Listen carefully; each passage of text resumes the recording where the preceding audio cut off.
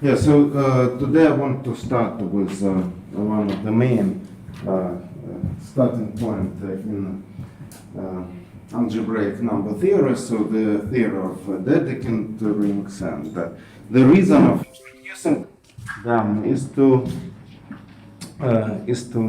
give the composition of any ideal into the product of prime ideals in some powers, and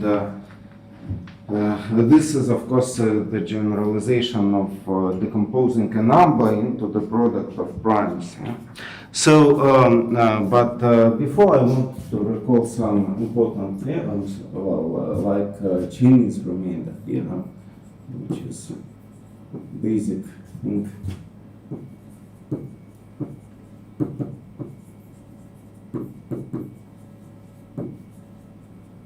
I heard that in China it has a name, Yeah. this theorem, by the name of the author, yeah?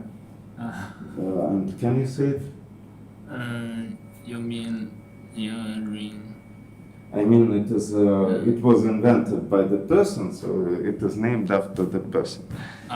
No? So I was, okay, so then, never mind. We shall consult internet anyway. So the theorem is the following. It states the following. So suppose you have I1, IN pairwise prime ideals. So pairwise prime ideals.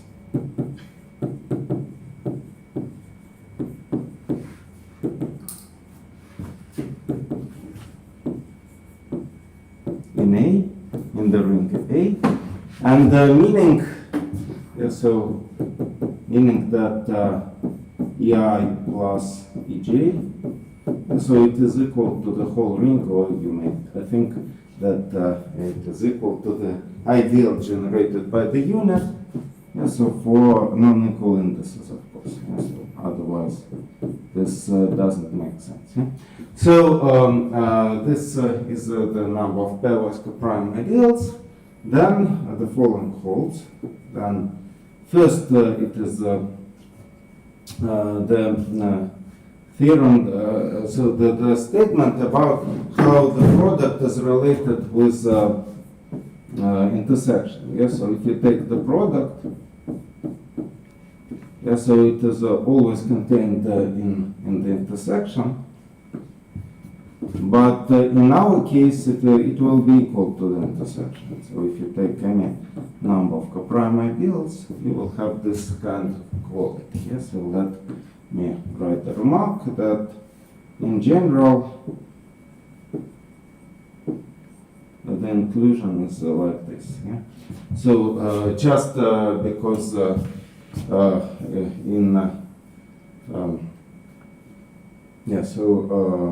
just because if you take I1 and multiplied by the element from I1 and multiplied by any number, it will be contained in I1. Yes, so that you will have inclusion in I1, and for all other ideals, if you say like this, so you will have inclusion in the intersection.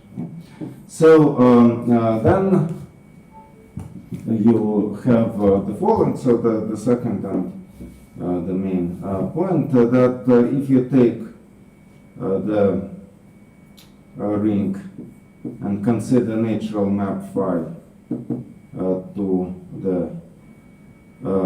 sum of finite sum of A modular I. Yeah, so then this map is surjective. And it is the main part of the statement. And what else you have here? You have you can consider the kernel of this map, and the kernel of phi you can see. So the map is here is natural. So A maps to the A copies. So n copies of A. Yeah? And meaning that you take just take A in each fact and take the corresponding representative. Yeah? So just here you just you take A modular EI. So clearly the kernel is the elements that map to the bunch of zeros, so they belong to all ideals. Yeah, so that the kernel is the intersection of all ideals here, and of course, so that means that what is written here it is description, the other description of the kernel. Yeah. So then, question. So you have the following geometric interpretation. So let me say it because geometric interpretation.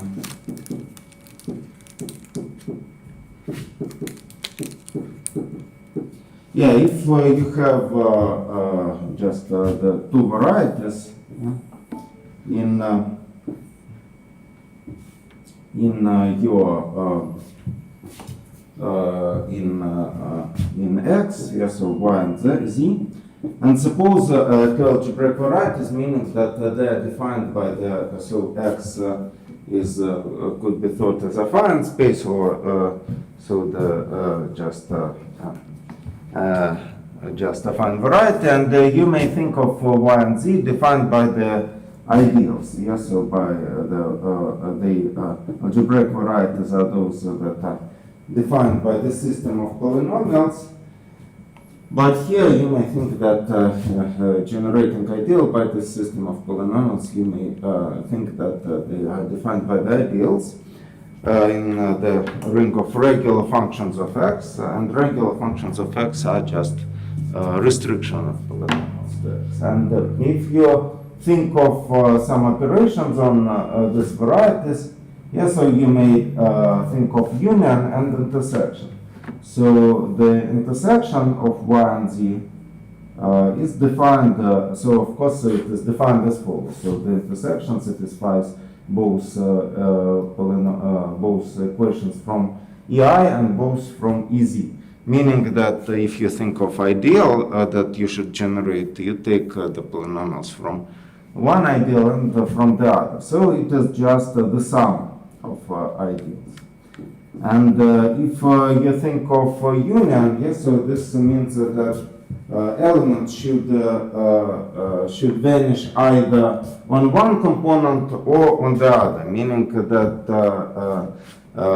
yes, sorry. So the element should vanish on one component and end on the other. Yes, so to define union.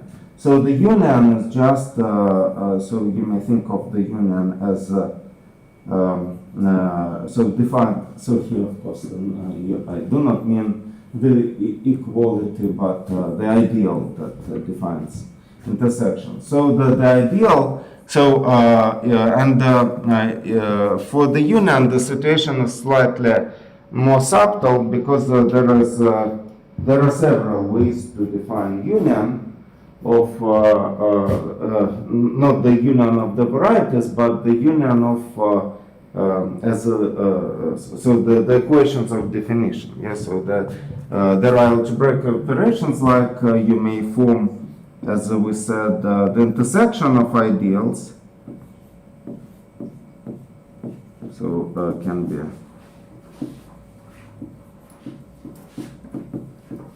Or you may prove that if you take the product of ideals, it will also will have the same set as the set of points.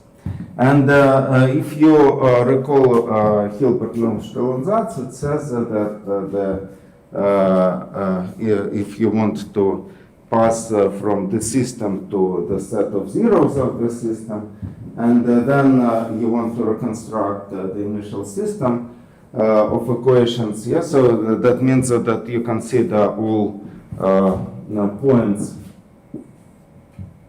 So that means that you consider the set of so the system generated by ideal. Then you consider the set of zeros of the system, and then you consider the ideal I of V, meaning that you consider, so let put to be x, so you can consider the functions f, yeah, so that vanish on x, yes, so that f is equal to 0, so the restriction of x is equal to 0. So this ideal, of course, it contains I, but it will be larger in general, and it will be radical. So radical of I is just this set. So this is Hilbert Nullstellensatz if you think about algebraically closed field. Yeah? When the field is algebraically closed, the field of definition. And so this is just for your for recalling general situation. But what is important here is that you can understand what does it mean that the ideals, that the varieties do not intersect. And this really means that this ideal generated by this two is just trivial. Yeah? So that the intersection is empty if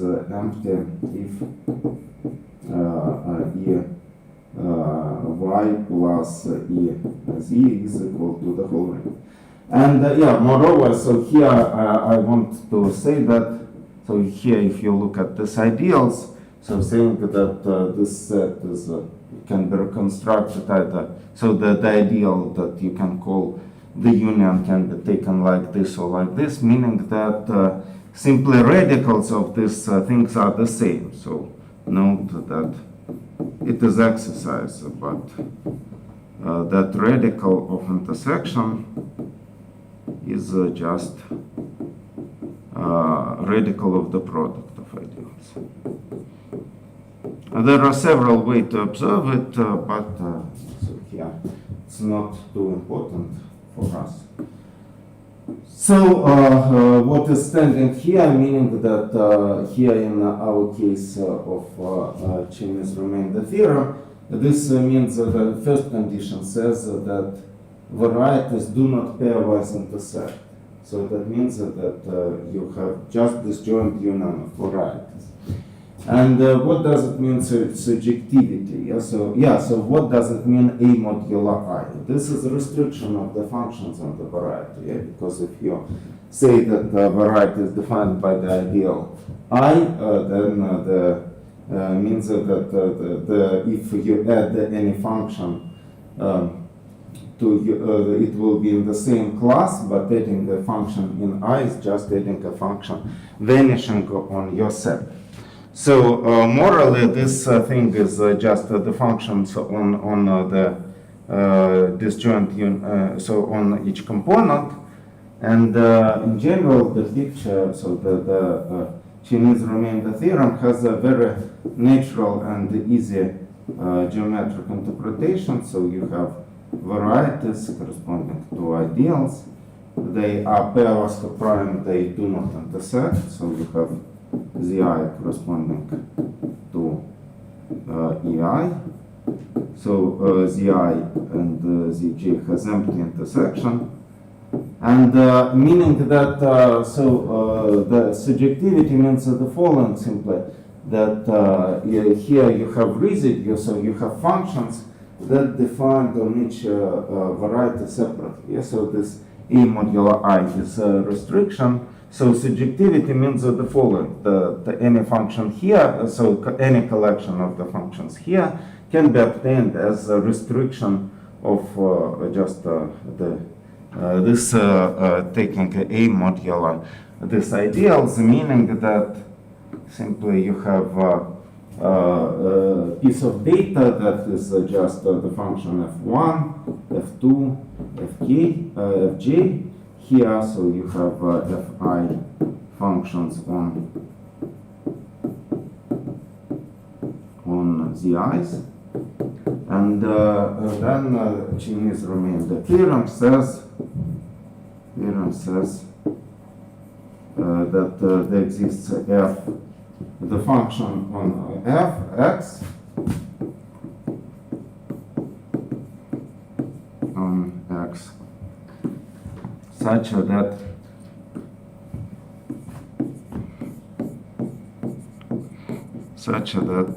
its restriction f on each component zi is equal to the corresponding fi that you define. So so morally this is very easy. Yes, so that if you think about the subset, yes, so if you think if you forget that the function should be algebraic, that if the function comes from the restriction of the global function on X. Of course, it is evident, yes, that this piece of data on each component gives you the function on the union, but non-trivial part is that this function comes from algebraic function. Yes, so that means that just taking disjoint union of varieties has natural structure for fine varieties, which is not obvious, probably. So, yes, so let us prove the theorem. So I want to take too much time. So, but I think it is important to at least we shall have some theorems in this setting. And moreover, yes, so that I like to give you so additional. So this is, let me also formulate the corollary of the proof. Yeah, so that, so corollary of proof. So it will be proved that during our proof. If you have ideals that are coprime in the sense, just as the union of ideals, yes, so meaning that morally that means that there we had pairwise intersection that are empty. Here you have varieties with empty intersection like this, for example. So they are all total intersection is empty. So if you have this collection of ideals, so the coprime ideals, so coprime ideals, then the powers of these ideals are still coprime. So the powers are really gives you the same actually varieties, yeah, and so what it says geometrically, yes, so if varieties didn't intersect, yeah, they didn't intersect even if you give them by the different system of equations. Yeah? Of course, this is again trivial observation from the viewpoint of polynomials, but I mean from the viewpoint of intuition, but however it is a theory. Not too difficult, but so proof of Chinese remainder theorem. So here we shall need the lemma. So lemma.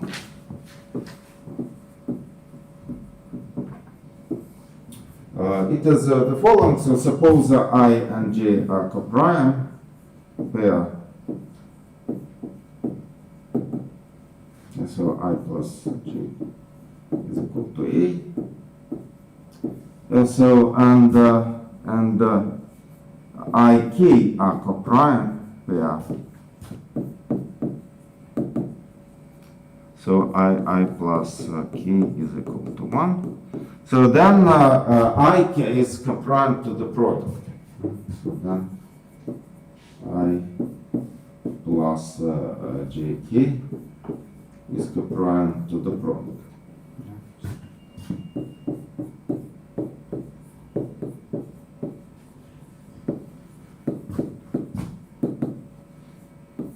Yeah. So this is a very easy observation, but let me just write it down. So first equality, so proof of the lemma. but actually this is a crucial part of everything that is going on. Yeah, so of course, what it follows from this is that if you take intersection, it will be larger than this product. Yeah, so that this equality will still be valid. And then also you can try to apply this somehow inductively. Yeah, so it is clear that then you have a pair of coprime ideals. Given another pair, you can again form the product, and you can just iterate it. So we shall use it later. Yeah, so of course, so that I plus j gives you the composition of unity. So x1 plus y equal to 1. And I plus k, it is, yeah, so if you have learned differential geometry, so there is a notion of the composition of unity. Here in algebraic geometry, Hilbert the theorems like coprimeness, they play kind of a role for this thing. However, there is no decomposition of unity in a sense of differential geometry, but this is some kind of very close analog to this. So then you can form the, so you have two equalities, so take a product.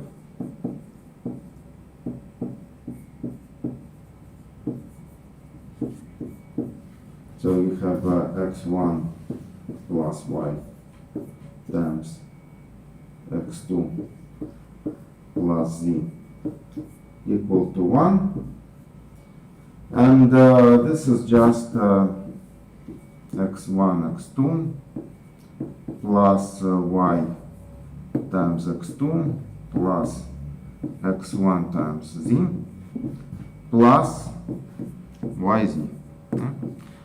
And what we have to see is just that because all this guys has factors from I, yeah, because xi's are elements of I, so this part simply belongs to I, yeah, so that each summand so separately belongs to I, and this is just the element of GT. So you have decomposed the unit into the sum of these two elements, and this gives you the precise state. Yeah, so notice that, of course, you saw some remarks. So lemma can be applied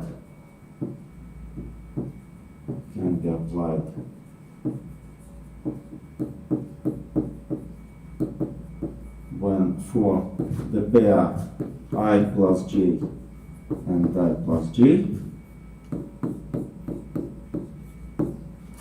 Yeah, and we obtain so to the two equal pairs, but and it will give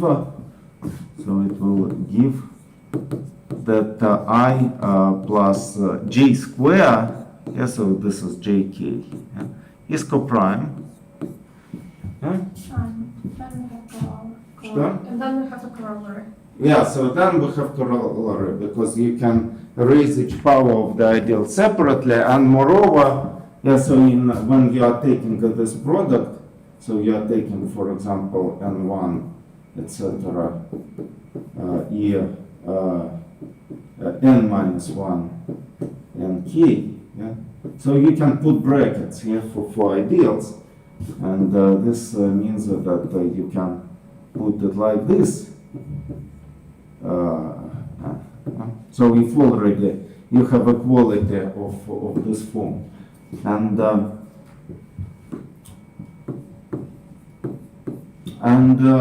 you may apply it to this is equal to I, so you do not touch this ideal, and this is equal to j.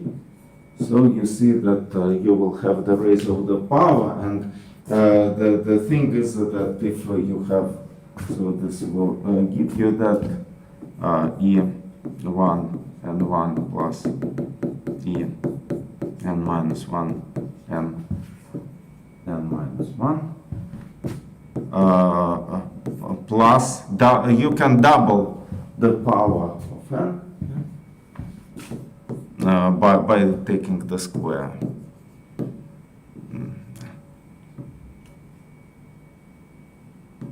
And this is equal to 1. So it allows to raise the power of any ideal.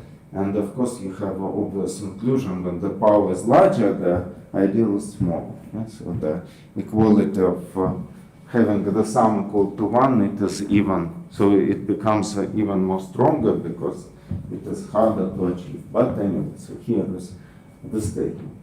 Yeah, and this is actually some kind of practical way to do it. I mean, that's if you need to search for some functions, it is precisely how you can do it, at least. It is not the best estimate, probably, but when you are starting to prove it, I mean, you do not just take the binomial coefficients. The power that you have to raise should be substantially big, because you want to have, so when you are writing down binomial coefficients, then you should say that they belong to these powers of ideals separately. So that means that the powers of each element in the monomial should be rather big.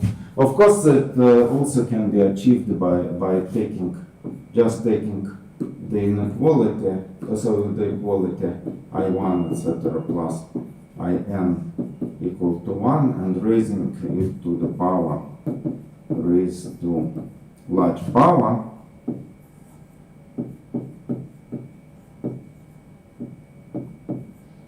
And it will give you by binomial coefficients formula, so I do not write precise meaning, but you are writing down alpha 1 an alpha n equal to 1. And what you have to achieve is that at least one of this, in order for this monomial, it should belong to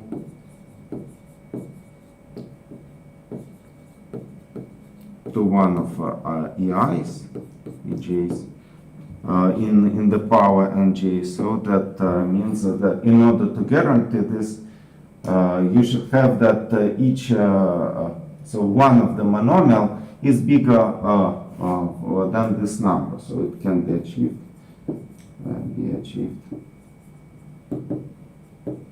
by taking n bigger or equal than the sum of ni's. Yeah, so of course you can subtract the number of summands, something like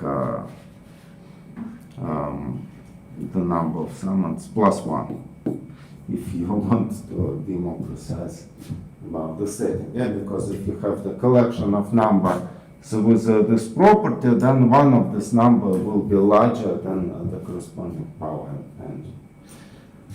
Yeah, but yeah, so this gives you corollary. So this gives corollary of the proof. I'm formulating it yes, that just because it will be useful in our future considerations, and so not to, I mean to refer to this argument. And now, so now we have to establish Chinese remainder theorem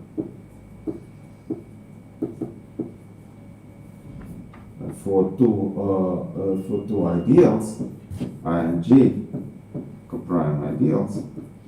Yeah, so this then we have to prove the first statement. Yes, so the first statement really says that I plus the I intersection with J is equal to the product. So here we do the same thing. Yeah, so that means that if since we have this kind of inclusion in general, we have to prove that any element of the product, the element in the intersection can be written as the element of the product. So in order to do it, we have to use the following. So here we have this sum of ideals, so meaning that a plus b, well, x plus y, x plus y is equal to 1. And then you take, so where x is from I and y is from g. Right? So then you do the following. So take z from the product, from the intersection. We shall write it down as the product. So as the element from the product. Take z times 1. Yes, so multiply formally by x plus y. And this is just the z times x. Plus z times y. But you consider, so here you consider this as follows. So x is from I and z is from the intersection. So it is in particular sits in G. So this is an element from the product ij. And this also, so z is the element from the intersection. So it is in particular belongs to I. And y belongs to G. Yeah, so this is again the element in ij. So this all belong to ij, and this proves the statement. So then you can prove it prove by induction that if you have the set of the prime ideals, then you have the intersection is equal to the product. So let me do induction step.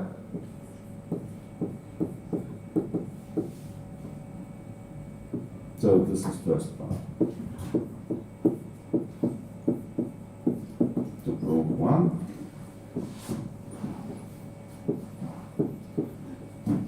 Yeah, so this is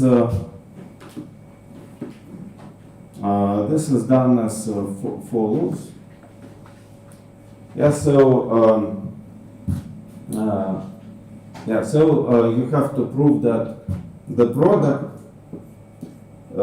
So you start with a product, yeah, of pairwise prime ideals, and of course you can put brackets. Yeah.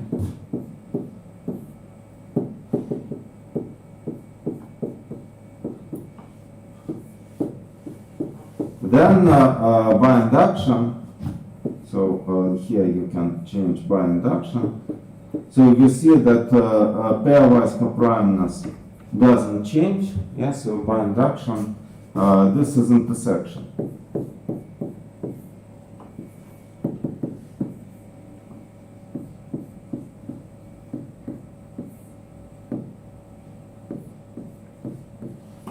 But yeah, maybe I should say the following that not in this. I mean, it doesn't much matter. But yeah, so notice that by lemma, so that by previous lemma,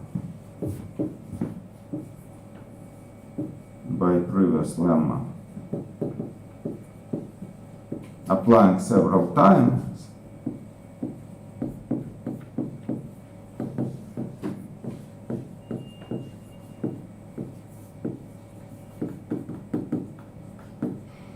So this product I1 in minus 1 is coprime to in.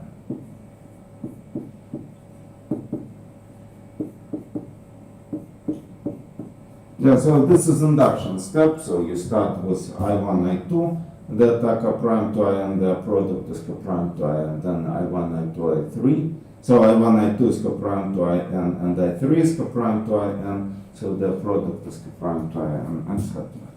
So this is by induction. So that means that I1, IN minus 2 is coprime to IN, and IN minus 1 is coprime to IN. So this means that their product is coprime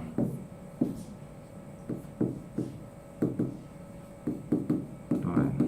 Yeah, so this it is coprime to IN, so that means that intersection is equal to the product. Yeah, so I1, IN minus 1 is equal, the product with IN is equal to the intersection.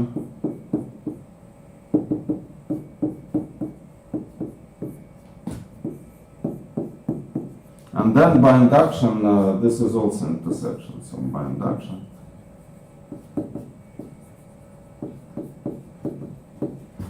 This is equal to the intersection of the ideals.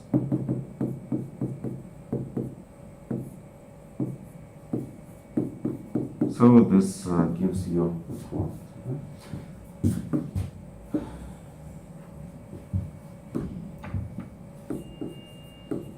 so we are finished about proving the first statement, and then the second statement. Yes, the second statement.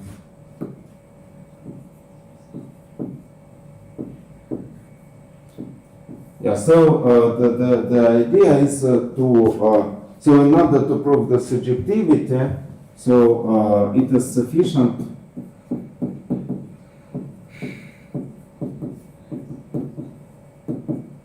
to find the elements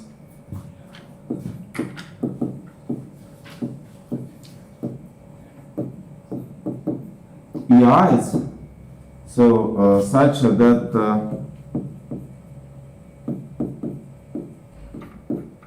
EIs are equal, so EIs in the ring A, so such that EIs is equal to 0 modular EJ, where J is not equal to I, and the EI is just unit in the corresponding ring, modular EI, so EI is unit in the ring, in the corresponding A modular I.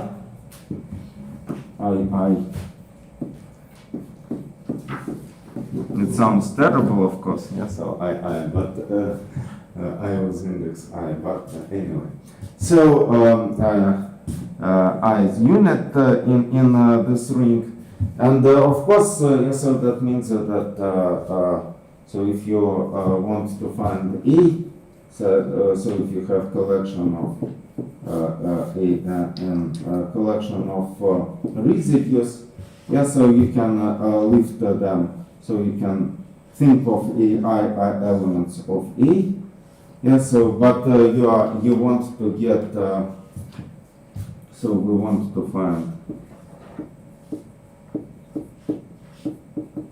find A equal to, so such that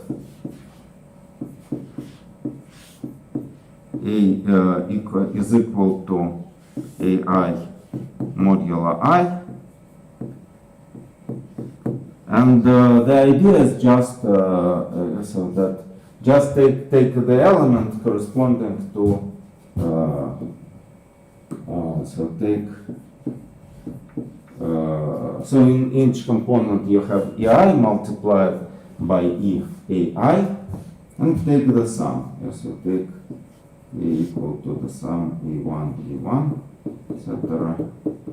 EN. So because taking modulo each the other summonds should vanish. Yes, so since taking A modular E I is just A I modular times E I, it is just A I modular I, since E I is 0, EJ is 0 modular EI.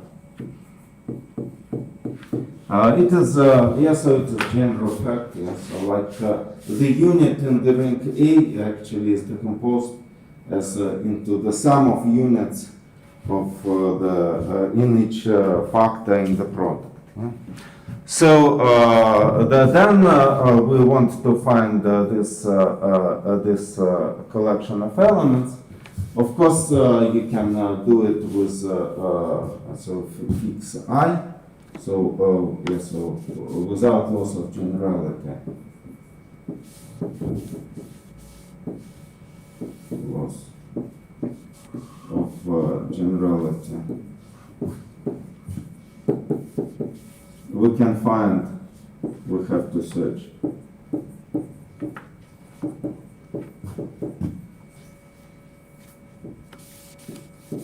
Yeah, so for I equal to 1, yeah, so for the element E of the form 0 modular E1, and so sorry, 1 modular E1 and 0 modular other ideas.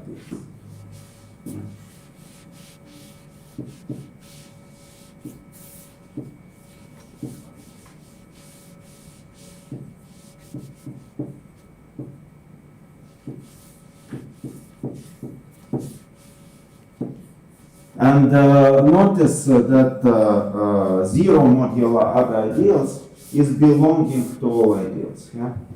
So this this for any j not equal to 1. So the second is equivalent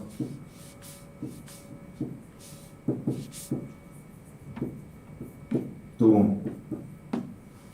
saying that E is equal to 0 in the intersection, modular intersection of the ideals.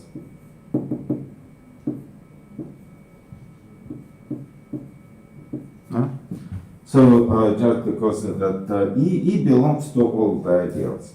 And our theorem, so that it says that so it's sufficient, so this intersection is the product lies in it. So it is sufficient to find E equal to 0 modular the product.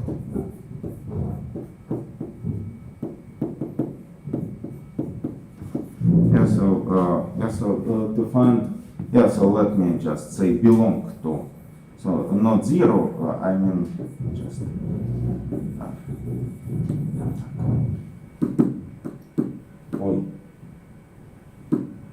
все стерто. So 0 belongs to the intersection. And here, so it's sufficient to find it is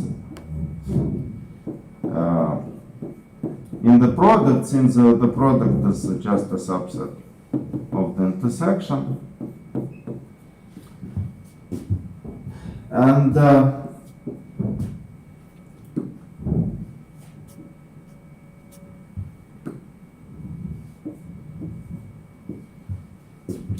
And this, yeah, so this gives you that, yeah, so this property is now easy, yeah, so since, so we have to find such things actually for two ideals, yeah, so we put this equal to J, and notice that by previous lemma, I1 and J are coprime, yeah, so by previous lemma.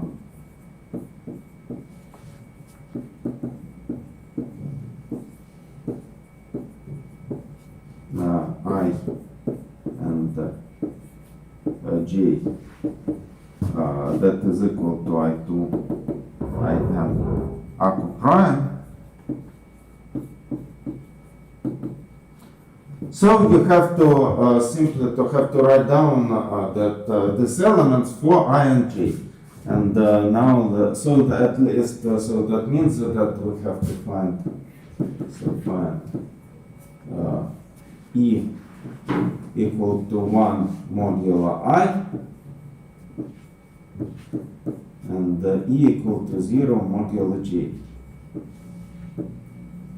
for I plus j equal to A. But notice that here you have two elements. Yes, so E1 plus E2 equal to 1. And of course, so I belongs to you see that I2, so it is precisely the element that we want to take. Because I2 is equal to, so it belongs to J, it is equal to 0 modulo J, and I2 is equal to 1 minus I1, which is equal to 1 modulo I. Because I1 is an element from I. So this proves the statement. And this is Chinese remainder theorems for two ideals. Just it does nothing. I mean, it is tautology. Just of course, finding the element that is. I mean, this part is tautology, but finding the element that gives you two residues is just the previous. Yes, that you find the projectors from this decomposition, like. I minus I1 and I minus I2, and then you construct, take the sum of the products with residues. Yes, so that is about this theory. So now let us pass to Dedekind rings.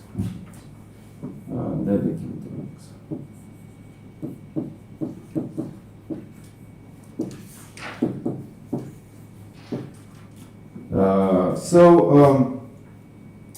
So for example, maybe some remarks also.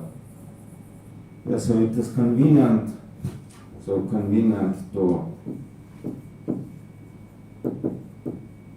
apply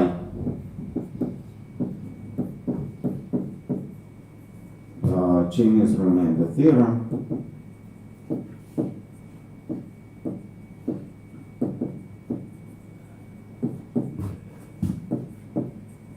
To collection of maximal ideals.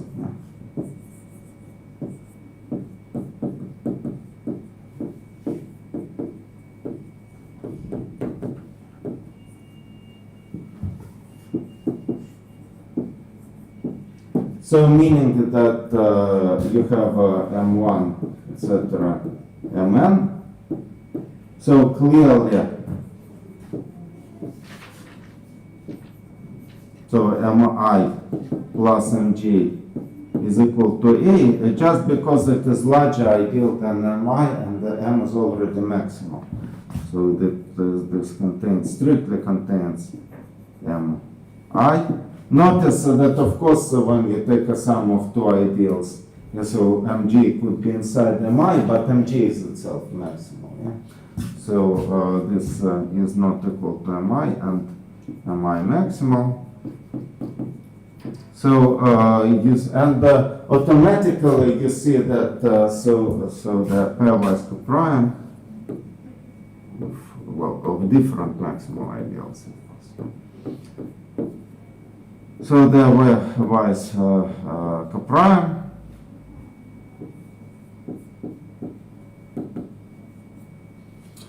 And then their powers are pairwise coprime. Yeah, so that by previous remarks, so their powers one just Ni.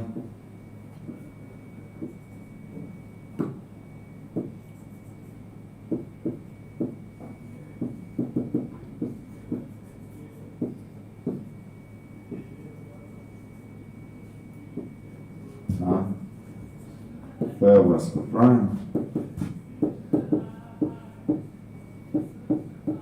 by lemma, yeah? By main lemma.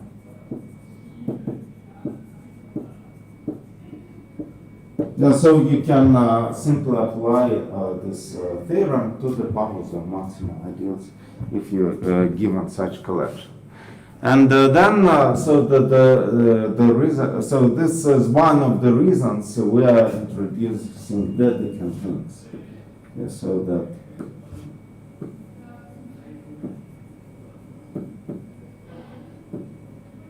Dedekind rings.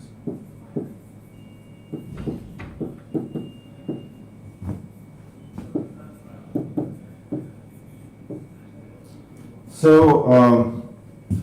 this is the following. So A is called the Dedekind. Dedekind.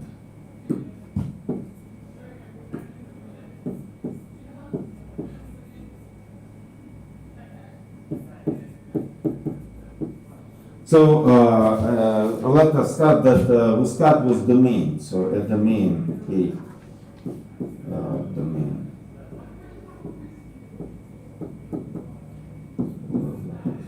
Definition. So domain is called Dedekind. Domain means there is no zero divisors. So no zero divisors.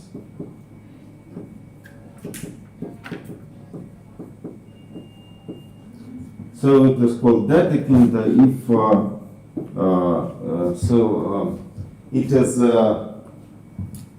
integrally closed in its fraction field.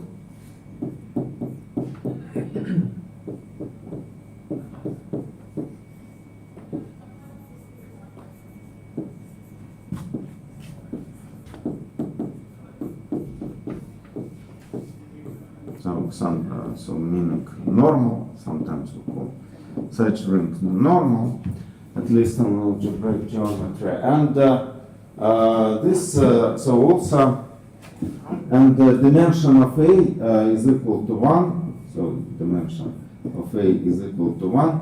That can be reformulated as follows, so any non-trivial, non-zero prime ideal is maximal. So here in this case, any non-zero prime ideal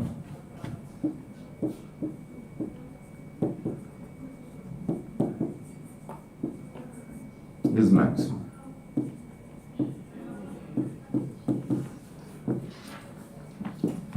Yeah, so this means that any non-zero prime ideal is maximal. Yeah, so dimension, so let me say something. So note that dimension is the following, so it is maximal length of the sequences. So this is sometimes, so this is called crude dimension.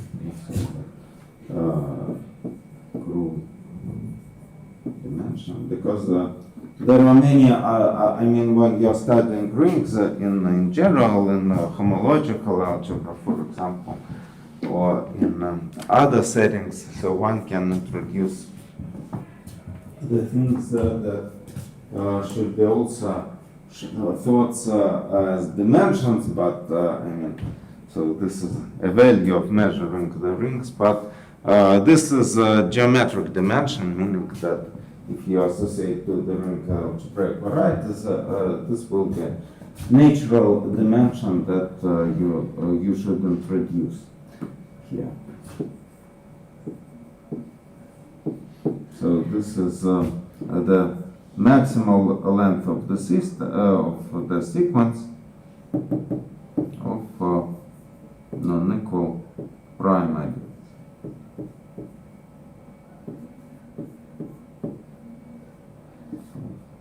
Pi are prime ideals.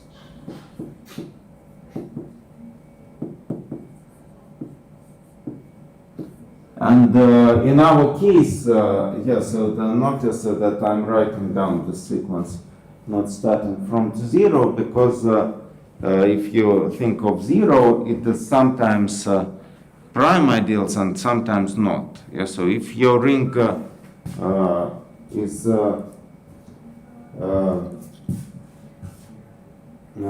so if you have a ring that does not have 0 divisors, yeah, so you have the property that if you have two elements that their product is equal to 0, one of them is 0. So that means, so if A has no 0 divisors,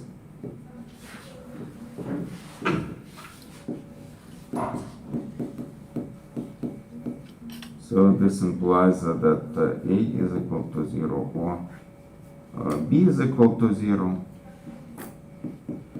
And this implies that 0 is prime ideal.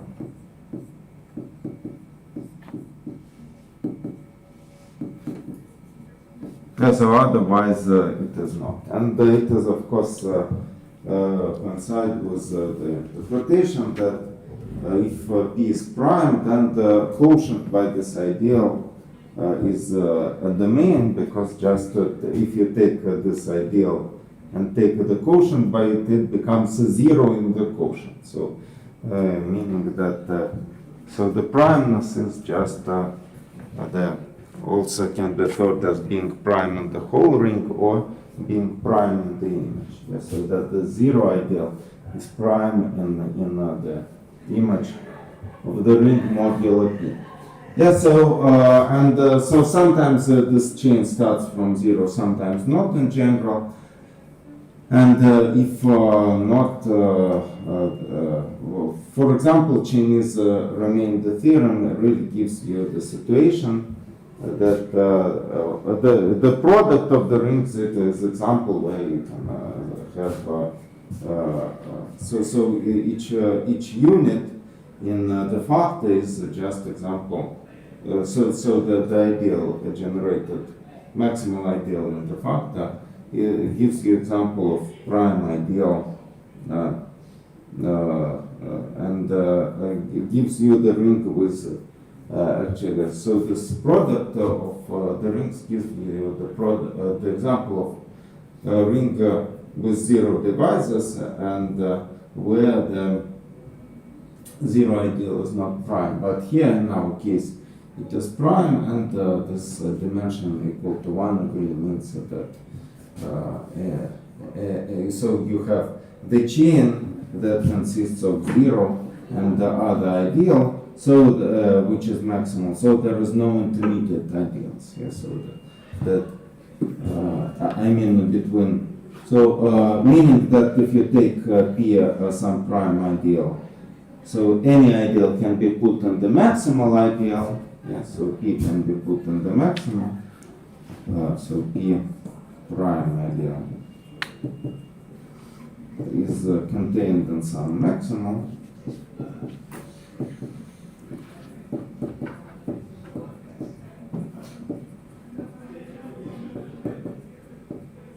So this condition on the dimension, yes, really tells us that the chain terminates at P, so that P is maximal.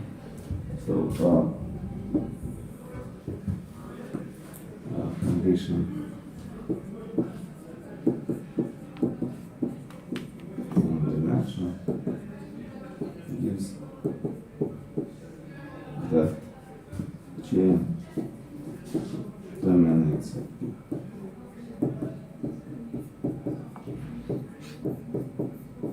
When P is maximal. So it is logical for me convenient to have a break now. So let us do 15 minutes break and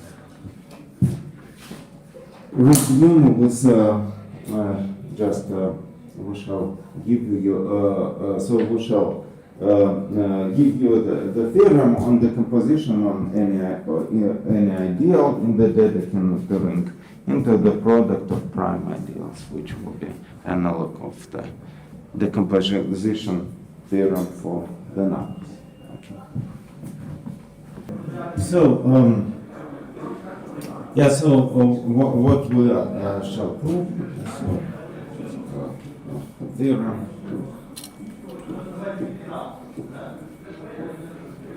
that suppose A is a dedekind ring.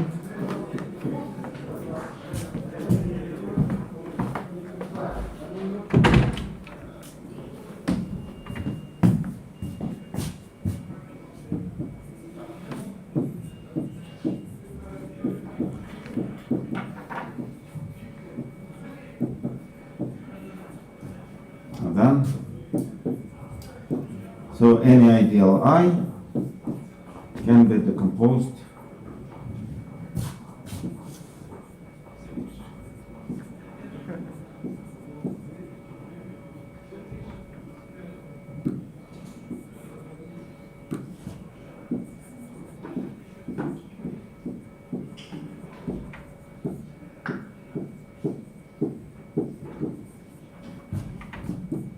as a product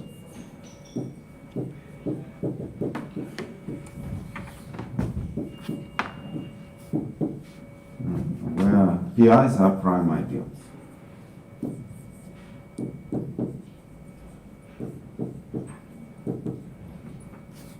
Ideals, well, different prime ideals, pairwise different. And this decomposition is unique. The main point that also, and this decomposition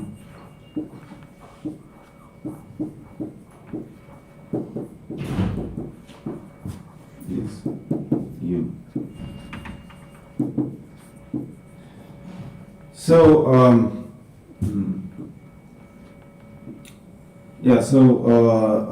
then when you're considering such thing, so we are working inside, so we can walk inside A, and the A is contained in its fraction field.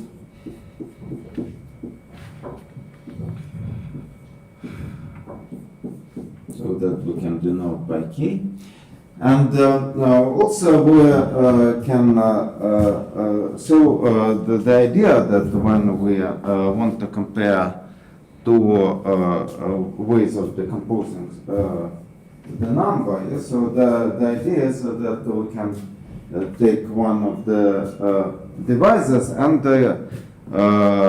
cancel it, yeah, so cancel in one way to write down the ideal and the other, and you take one of the prime ideals and the factor, and you can cancel by this prime ideal. And this operation is multiplication by inverse, so we have to explain what is inverse of ideal. Yes, so the definition. So here it is a more general definition that says that you want to divide something by something, for example, ideal by ideal. So this is the following. So this is the set of elements of the ring. Or here it depends where you are considering such ideals. Yeah, so that notice that so if you think of ideals, it is not interesting to multiply ideal by the element of the ring. It is the ideal is already. I mean, when you multiply, you are in the the multiplication of the ideal by the element of the ring preserves the ideal. So here we are working in our field K, and the quotient of ideals here, it is just saying that the set of elements that x times j sits inside I. So this is a quotient of one ideal by the other in J. If you think of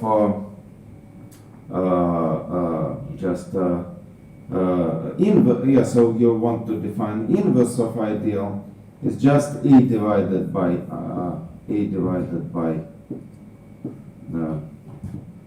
G, and this is the set of elements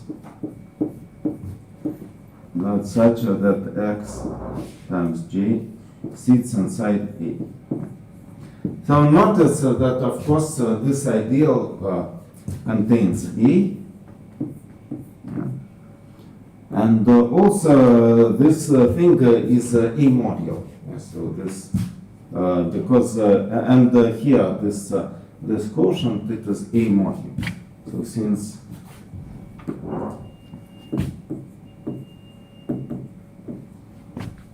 I and J are A modules, then just I divided by J is also A module.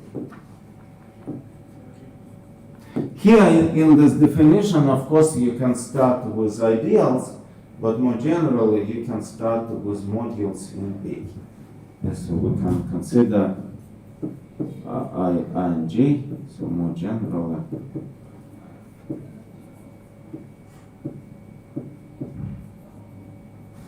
So we can consider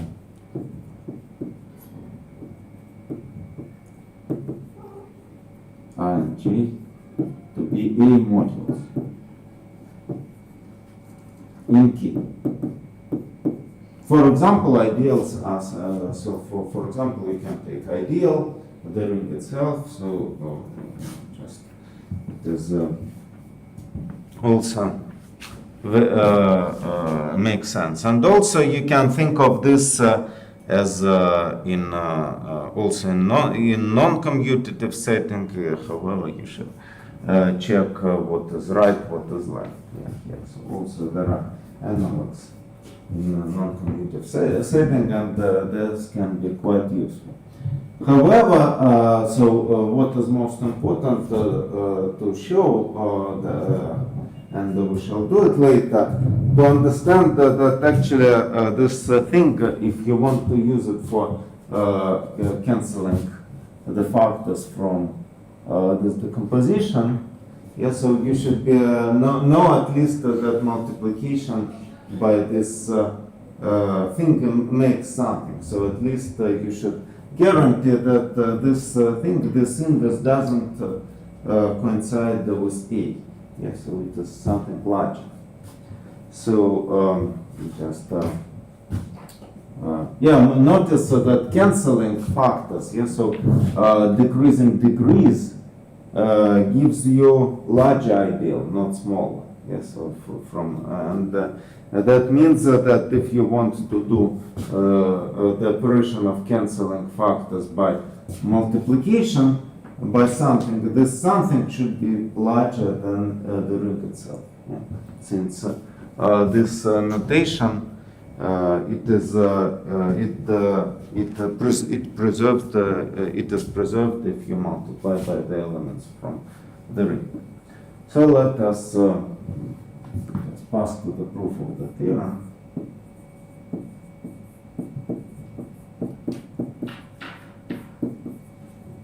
Morally, this is as follows. So this product, notice that in the end of the day,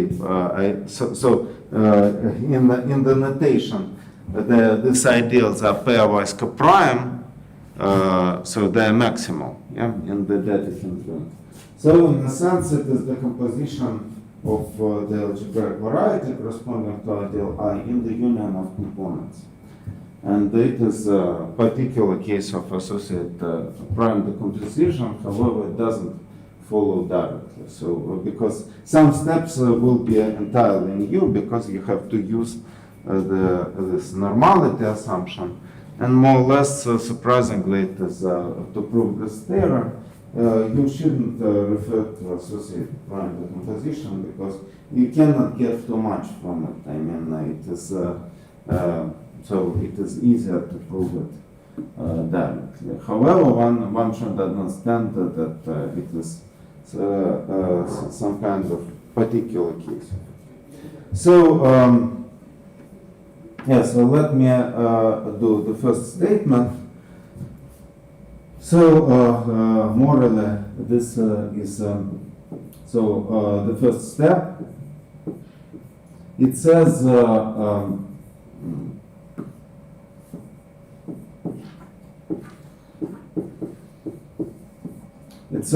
following, actually, any variety, any algebraic variety,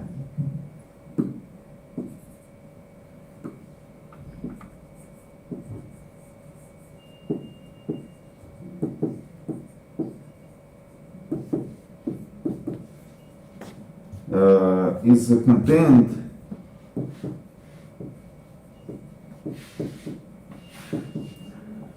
in finite union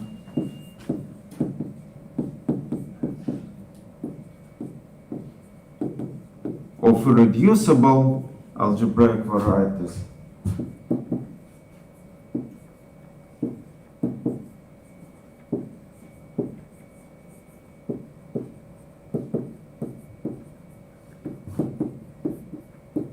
Which so corresponding to prime ideals.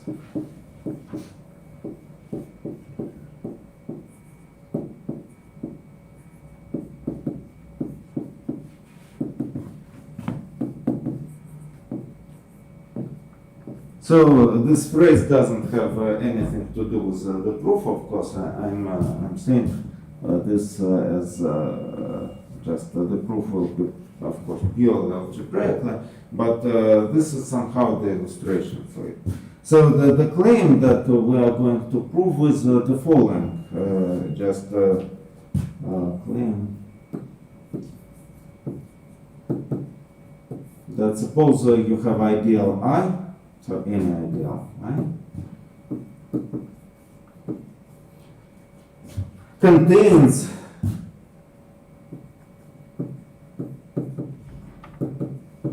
the product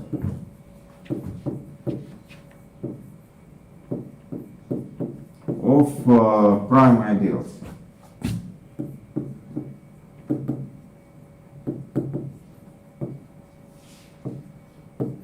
P1, etc., Pn. So meaning that so I contains this product. So I do not say that so the prime ideals could be equal in this product. For example, you can take from the beginning the power of prime ideal, and it of course in order to so it is contained in the corresponding prime ideal. You can also take the ring that has only prime ideal. Yes, so for example, by localizing it. Yes, so by and this means that just if you take its power, then it is clear that you at least you should assume that some of the ideals are equal here. So this really means that this inclusion precisely means the following. So I contains this ideal. That means that the variety defined by I, it can have several components, and what is written here that just all components of I. The inclusion is on the algebraic sets. The inclusions are opposite. So the product corresponds to the union. So you see that this condition says that the union of components corresponding to I are contained in this product of prime ideals. So possibly you should have the power of this. So the proof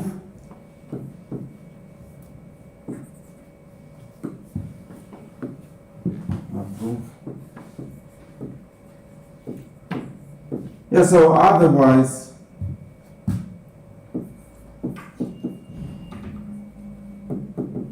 there exists what? So there exists ideal I maximal among ideals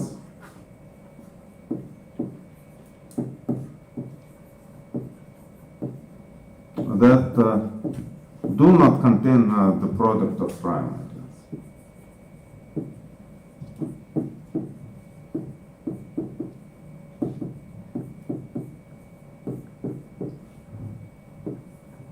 Any product of prime ideals.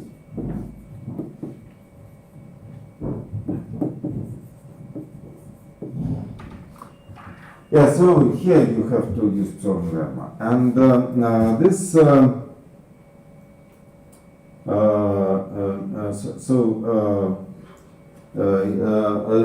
this yeah, so this implies that so first of all, what you know about these ideals? I is not simple. Otherwise, it is tautology. No, I is not prime. So prime. So then we will come to the contradiction by the definition of prime ideal. Then there exists x, y that belongs to that doesn't belong to I, and their product belongs to I. Yeah? So this is contradiction to simplicity. Then we will use the following. So if you take so if you generate x and y, so x, it will be an ideal that contains I properly. Yeah, so since x is not an I. This implies that since I was maximal with this condition of not containing the product. Yeah, so then this means that this contains the product of ideals since x I is larger and I is maximal with the property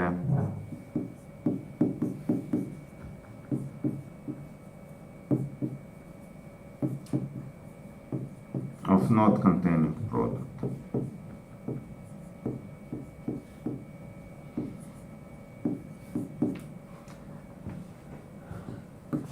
Then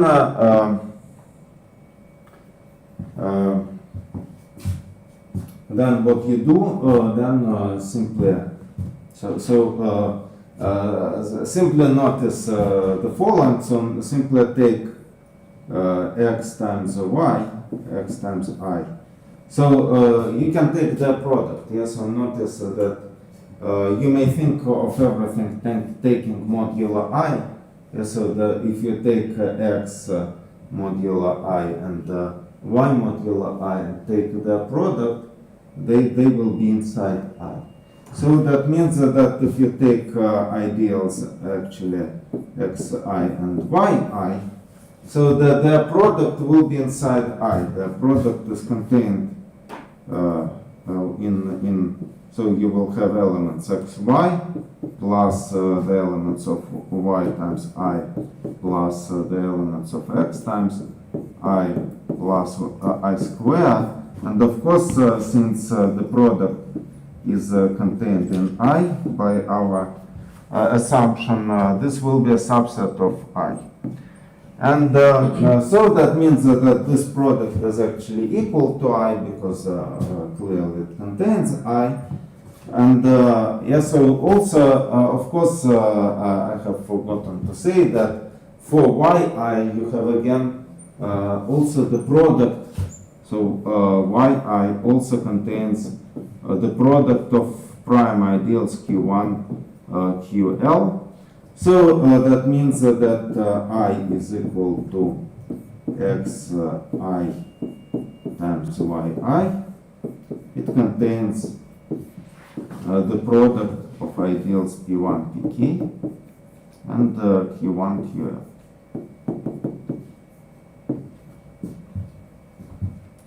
So this is of course contradiction, because we have assumed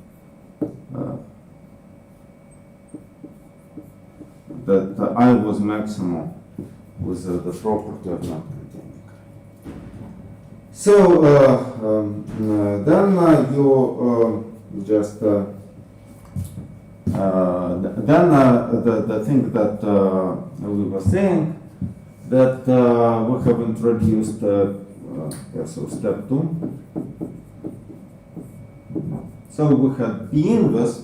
So now we have some kind of decomposition. Yeah, so morally we have I that is contained that contains the product of ideals, and what we want to do is just to start with I and writing down this decomposition in the prime ideals, and start canceling, so taking different pi's and canceling them from the right and from the left hand side. So the possibility and the idea is that so we shall prove separately the possibility of finding ideal that makes our ideal larger and larger. And yeah, by the way, I have forgotten to say that about the Dedekind ring, that they should be Noetherian. So we shall use Noetherian property in the proof. So let me write this down. That here, of course, is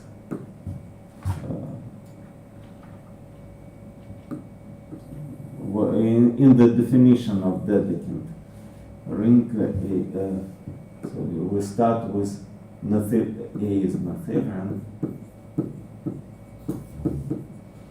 so Noetherian domain. Yeah. So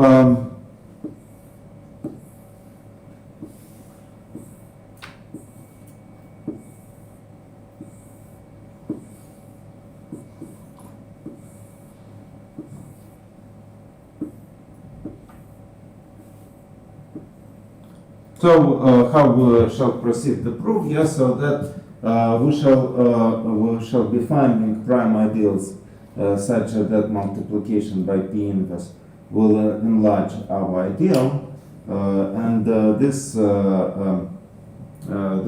procedure couldn't just tend to infinity. And in order to guarantee that this and at each step you have to guarantee that the ideal you are taking and multiplying by the inverse really enlarges your ideal, because otherwise it is not I mean that P inverse times I at least should be just larger. Yeah. So let us first notice, so this should be done at least for one P. Yes, so for P inverse, we should know that this is something new. So P inverse is just the set in the diffraction field such that XP sits inside P. So now we have to show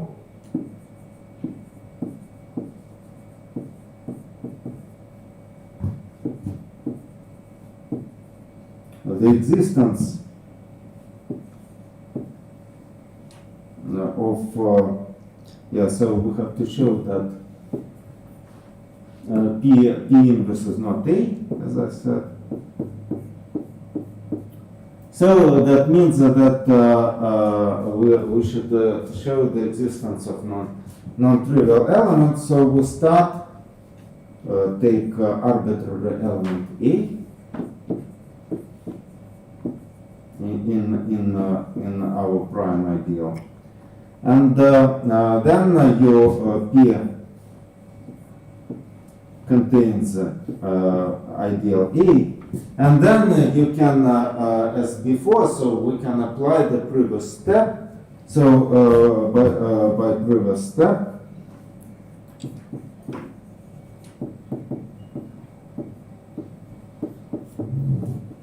this will contain the product of prime ideals. And now, so we shall use,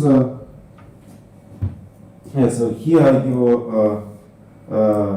so of course here you have maximal ideals. Yes, so I actually I want to find our prime ideal in this product. Yes, so suppose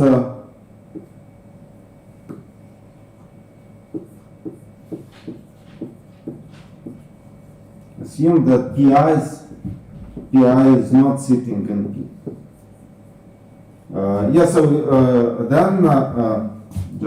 Then there exists AI such that it is in the complement of pi to P. For each I. Yeah.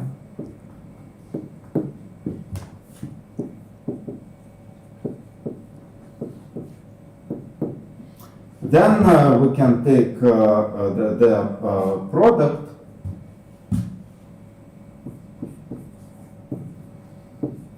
here contains 8, and this contains the product of 8k, and notice that P was prime, and we have taken the product of elements that are not in our prime ideal. Yes, so since this implies that the product A1 etc. K is not inside P. Yeah, so since P is prime.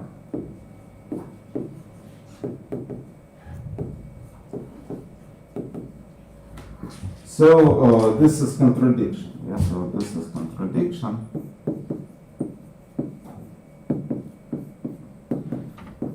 Yeah, let me actually formulate the separate lemma that we have proved here. So we have proved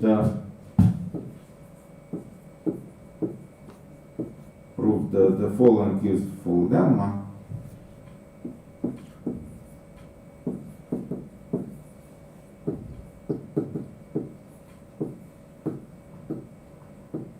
More general. Yes, so suppose P contains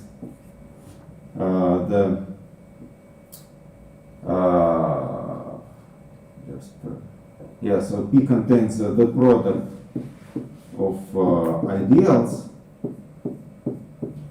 Yeah, so here P is prime, and this ideals arbitrary. So P is prime.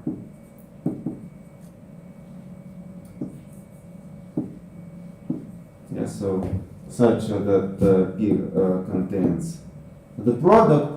Then I claim that there exists I such that I is contained inside P. Yeah, so the lemma is proved as follows. So if not, so take AIs that are in the complement of the complement to P into EI, and the product is not equal to P, then you have the contradiction. We do not use that this ideal is prime. Да. Почему А лежит в... Там разве не пусто будет, если у нас P лежит в...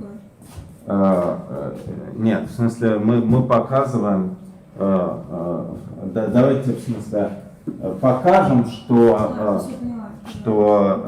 давайте я перепишу эту лемму, я просто сообразил, что лемма более общая, чем здесь, поэтому so let me rewrite the proof again of the lemma that this implies, so assume that EIs are not contained in here for any I.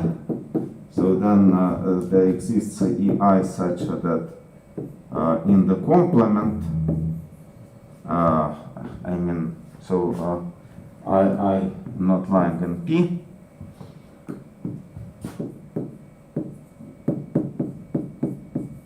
So this implies that the product A1 etc. AK, so this is an element for the product, but you see that AI are not in P. Since P is prime, so this is contradiction.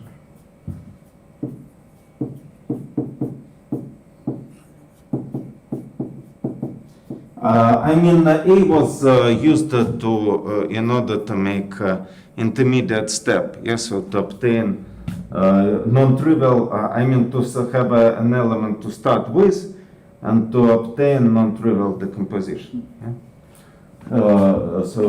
Because so it is stupid to apply the previous theorem to P. Yeah, so it is because P is already prime. But if you take any other ideal, it will contain the product, and that will give you possibility to do some step at least. And then you just you do the following. So then you want to cancel. So this implies that so you have some pi that is contained. So this lemma is general, but we apply it now to Dedekind rings. So we have the pi, we have inclusion for some p, for some pi's. But this implies that since pi's are maximal, so which is maximal,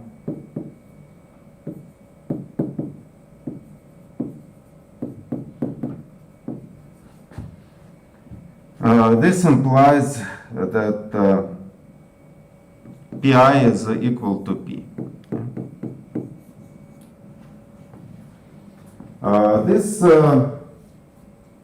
Yeah, so then we have the following. So the product, so p1 pk, that sits inside the ideal A, can be made minimal possible. Yes, so that you cannot exclude any elements, so it can be taken. So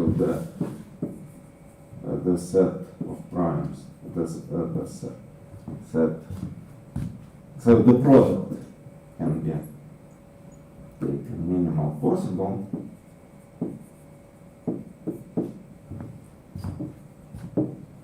Taken.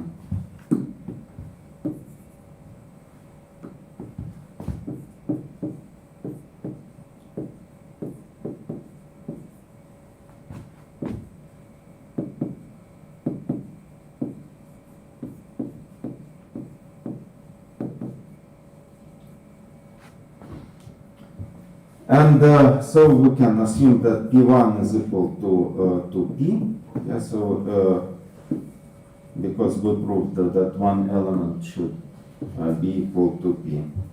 So this implies that if you we can decrease the decomposition by taking P2 and Pk. So this is not inside the ideal A. So this means that there exists B in the product that is not inside the ideal A. So this means that B is not divisible by A. And but if you multiply by P, so this B, if you take P times B, it will be subset of P1, etc. Pk, but this is already the subset of A. So we have done the following. So we have obtained that this implies, so you can take this principal ideal is just A times the whole ring. So we have obtained that B divided by A times P, yeah, it sits in the whole ring A. Yeah? But B is not divisible by A. So here it means that B is not divisible by A.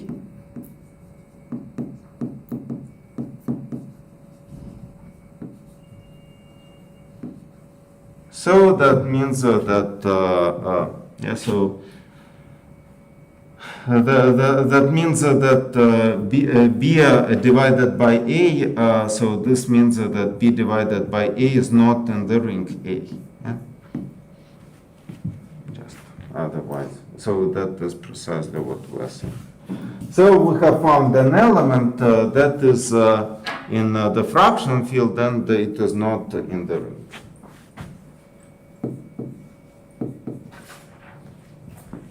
So, okay. So at least P1, we know that P1 is larger. P minus P inverse is larger. So then then what you have? So you have strict inclusion of A into P inverse, and also unit belongs to. So the unit actually belongs to P inverse. Yeah. So you may form. So you may take ideal P, and you may multiply it by P inverse. Yeah. So since unit is inside, it will be a larger set. Yeah? And on the other hand, by definition, so this is a subset of A. So this is definition of P inverse.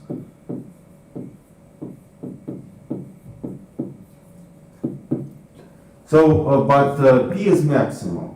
Yeah?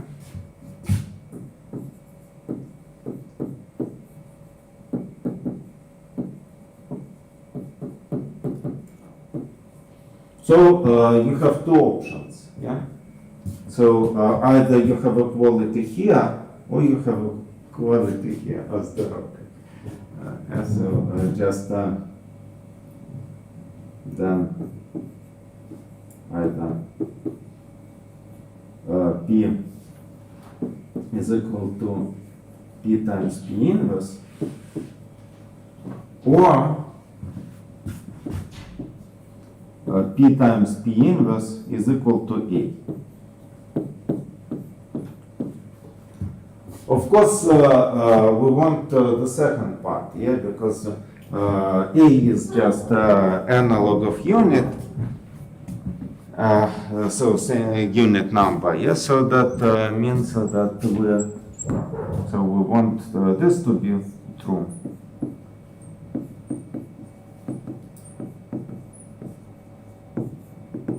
So let us prove that this is not possible. So prove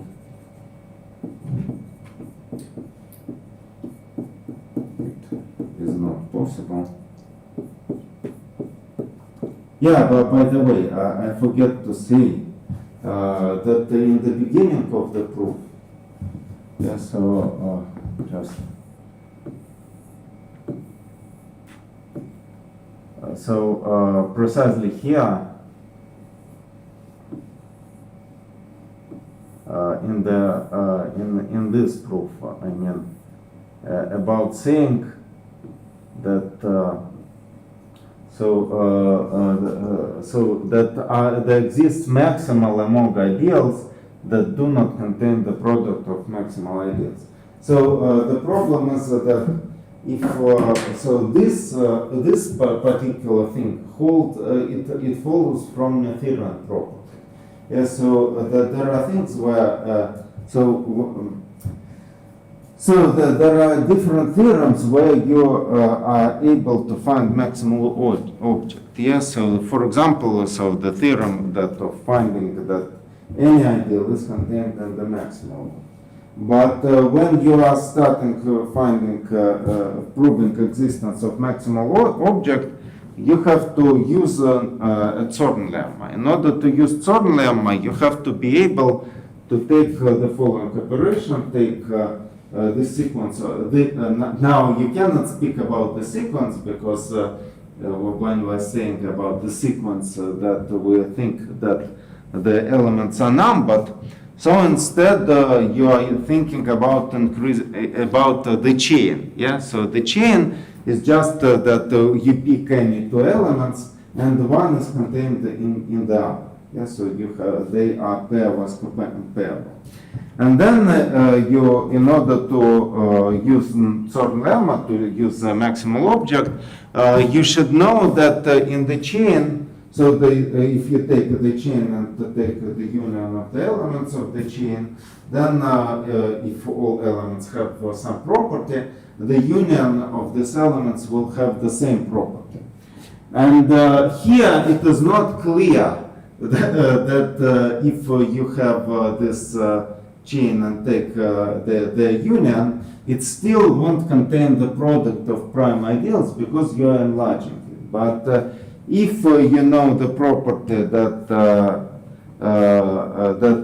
any increasing chain of ideal just stops, yeah, then you have maximal object by definition. So this means that here we used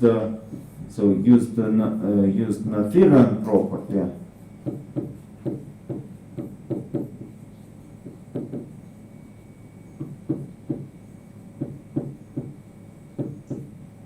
Not Zorn lemma.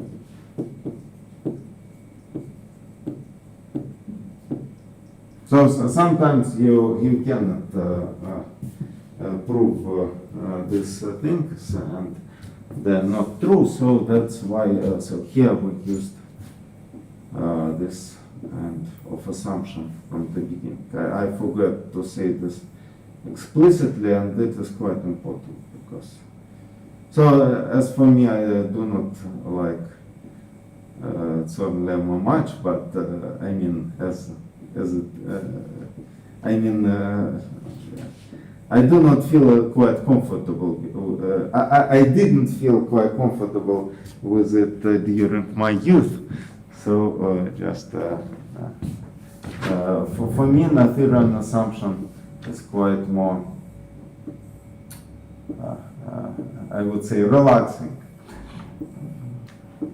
Yeah. So here, so on this step, we have to prove that this thing is not possible. And now we shall use the thing that your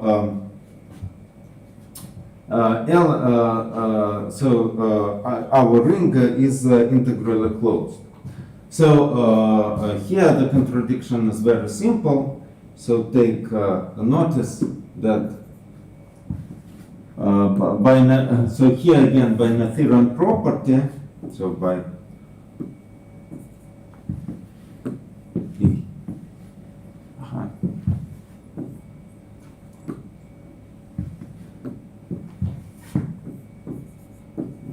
Noetherian property.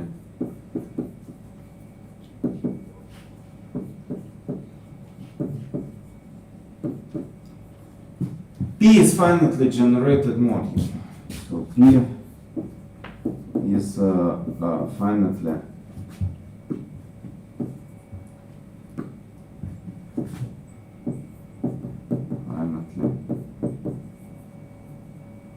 generated.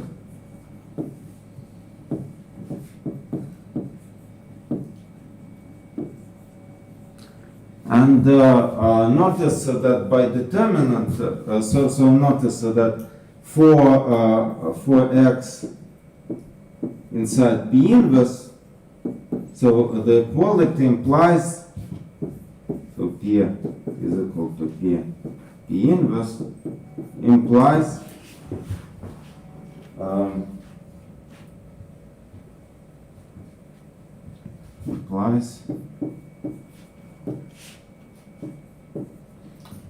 that x times P sits inside P. Yeah? Then we have determinant trick that says that so we had, so let me put it here. So determinant trick. We had the following. So if you have M is a finitely generated module over A, and therefore it is also module over B.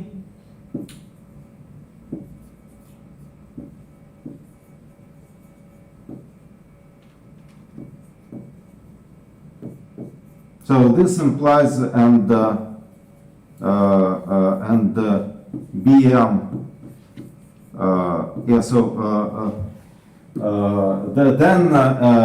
If you have the property that M sits inside M.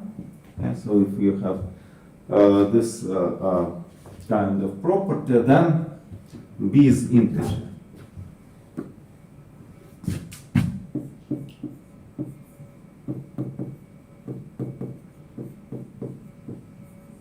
Yeah, I mean, of course, that so here just B should act non-trivially, so there exists an element of M, so such that B times M is not equal to 0. Yeah, so this property really tells you that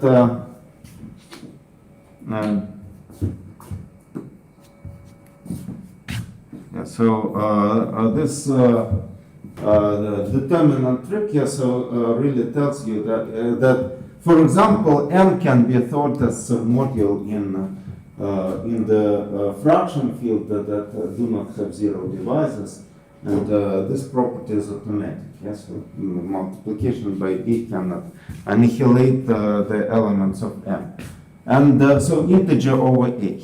Yeah, so this was proved, and this implies that X is integer.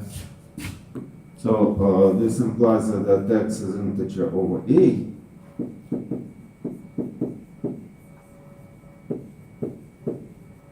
And since X is an element of K, and A is normal, this implies that X is really in A. So which is contradiction, yeah? Because we started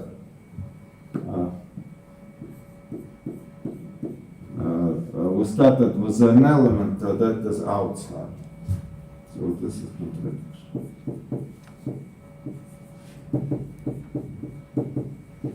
So first case is not possible.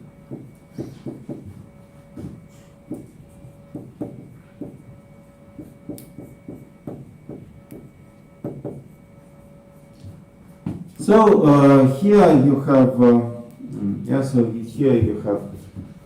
this kind of property, and now we can pass to canceling ideals by the element. Yeah? So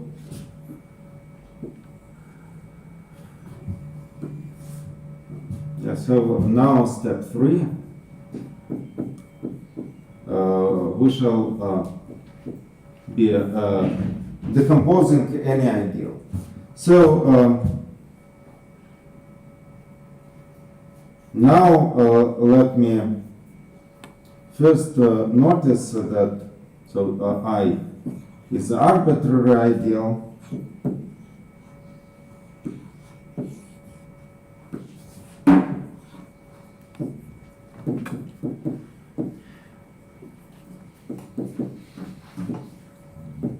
Of E. Yeah, so we shall prove that I is invertible. So then I is invertible.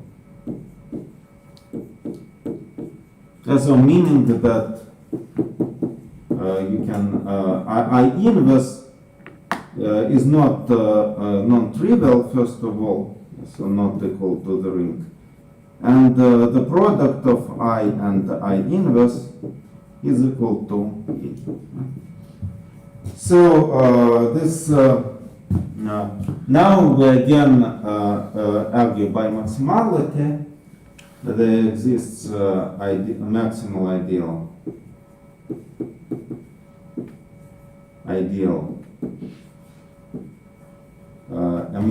among ideals. Better to say among ideals that are not invertible. So, just among ideals that are not invertible.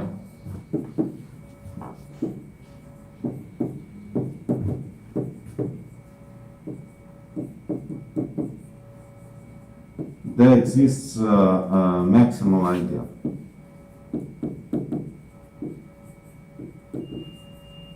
I mean, it is not maximal as ideal, so among all ideals. It could be contained in some maximal ideals, but if you find large ideal, it will be already invertible. So this is again by Noetherian property, simply by Noetherian property.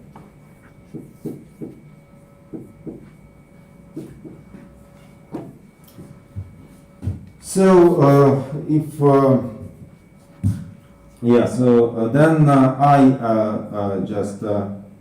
I is contained in some maximal ideal. Yeah, so is contained in some maximal ideal.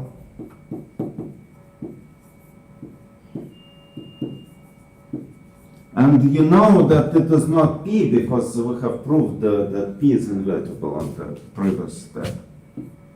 I is not equal to P since we proved that P is invertible.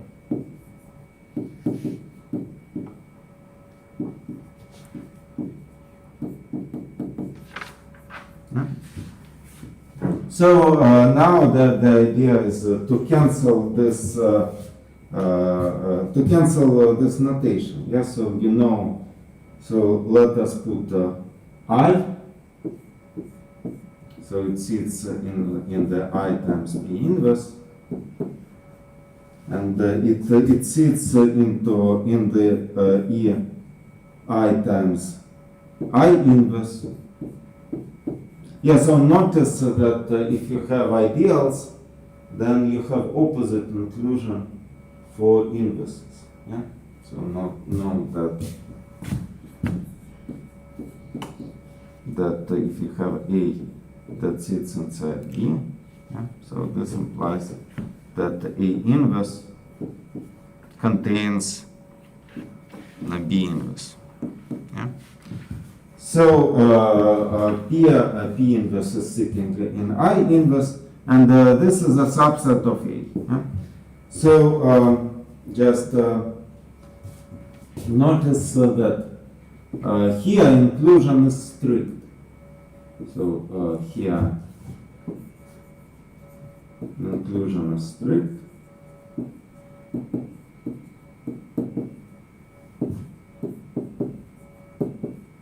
Otherwise,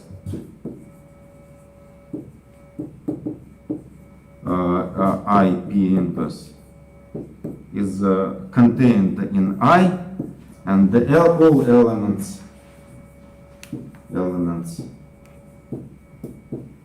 of P inverse are integer.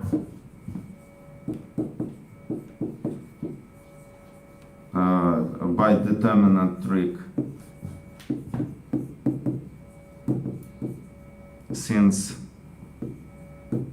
I is finitely generated module. Sorry, I missed which I is which. Do we talk about one ideal? I is one ideal. I mean, we take ideal, Okay. and we want to prove that it is invertible, meaning that it has so the inverse, it has inverse, so you always have inverse, but the problem is that it can happen that you multiply by the inverse and you do not get the whole ring. So you are contained in the ring, of course, by definition of inverse. Okay. but it doesn't. So it doesn't guarantee that you can obtain unit here. So when you multiply I by I inverse, you do not obtain unit in the ring. То есть и в минус первое может быть очень маленький, Я например. поняла, да. Я просто- Да, это может быть самим кольцом, например, Я, да? я немножечко в записи просто потерялась, тут Да. как будто бы надо две буквы завести, взяла. Что? Где? Ну, то есть, например, вот И содержится в И. И содержится в пи, да. А P в минус содержится в первый минус тогда первый. содержится в И минус первый. Значит, всё. умножает на И, тогда вот. Yes, yes, yes. Sorry. I missed this. Ага. Yeah, so just yeah, so just take It's okay, it's okay, it's okay. P inverse.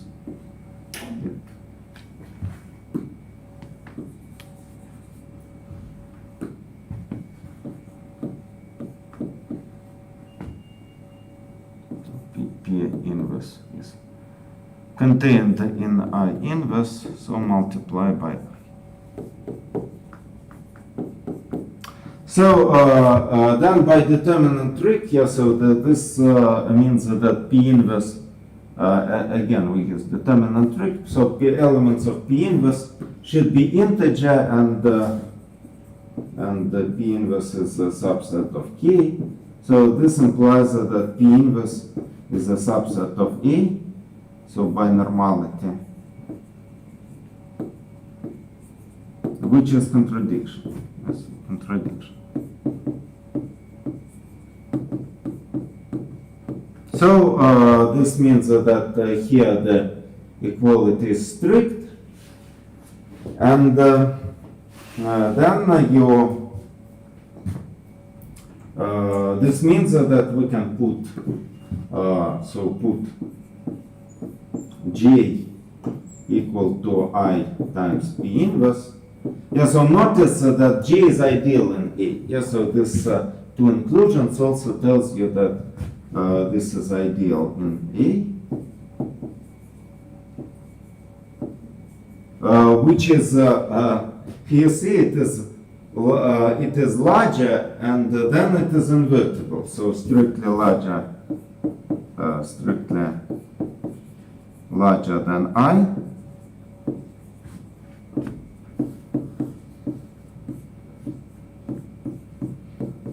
This implies that it is invertible.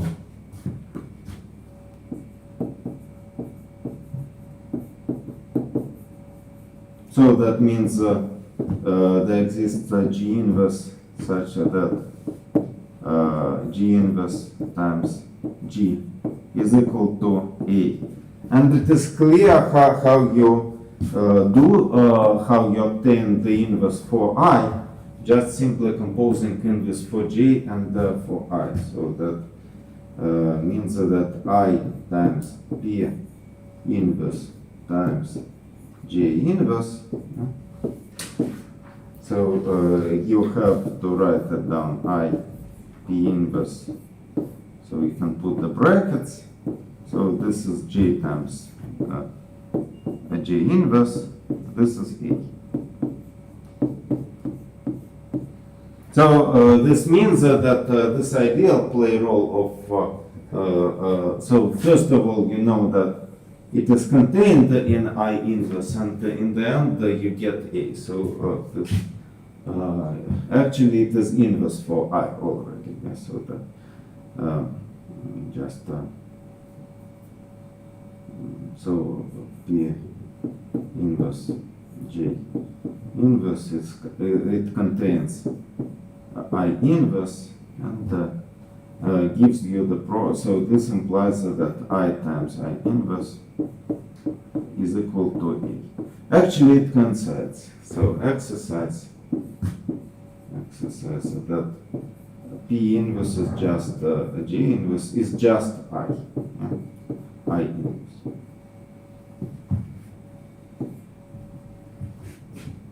So the precisely the set. I mean, so just by this definition, we only proved that this thing at least it plays after multiplication at the subset of A, so it is contained in I inverse, and you can obtain the unit. Yes, so of course it still doesn't mean that there could be not more elements in this ideal. Yes, so this ideal a priori can be larger, but actually it is the same ideal. So then. Oh.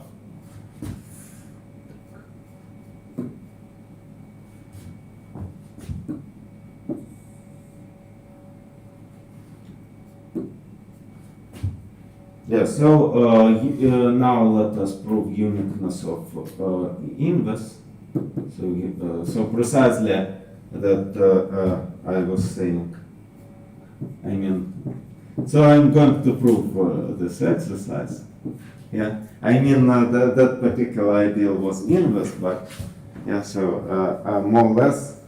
So we're going to prove this exercise of inverse ideal. So that suppose that you have I inside A and J is inverse ideal, is the inverse ideal, then this means that I times J is equal to A. So then you say that, let us put, so take X. So already this equality allows us to tell that J should be inverse ideal. So that you take X times I inverse. So this implies that X times I, so just by definition, sits inside A. So let us multiply by J, and this means that X times I times J, yeah, is subset of A times J. Yeah, so this is precisely A by definition of inverse ideal. So this implies that X belongs to J. Yeah, so, because you have a unit in the ring. Yeah, so this is X times unit of the ring. So this now. Yeah, so now let us prove that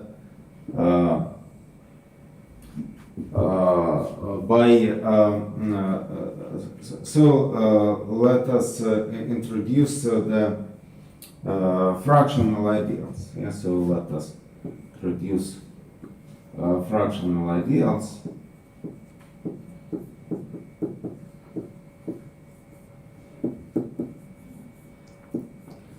This is notice that we had a property that we have a property that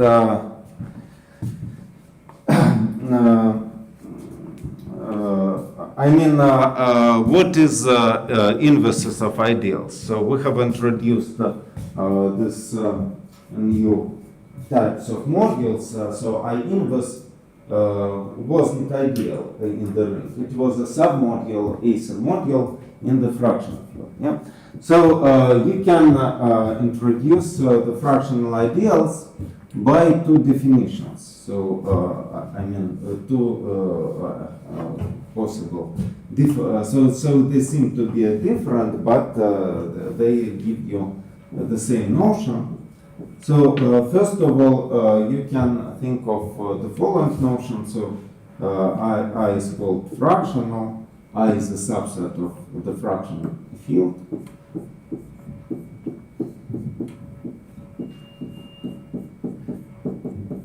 Is called fractional ideal.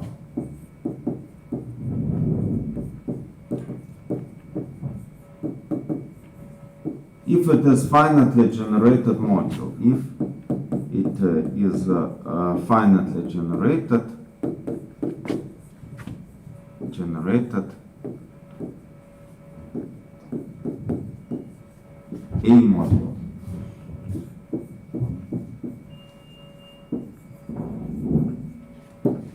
And the second definition is the following.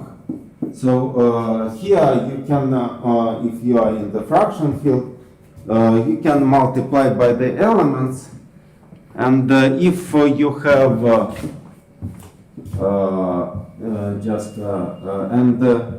if you multiply, so we call ideal fractional, if you can multiply it by the element to make it usual ideal.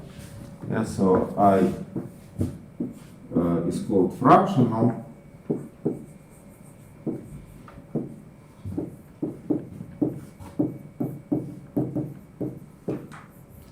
If there exists C inside the ring A such that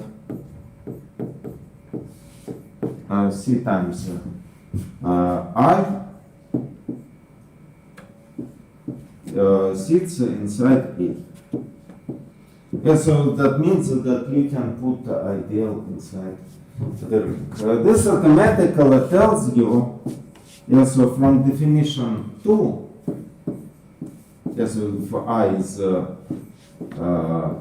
fractional in the sense of definition 2, this implies that C times I is ideal in A. So A is Noetherian by assumption. Yeah? So this implies that C times I, so the ideal J is finitely generated.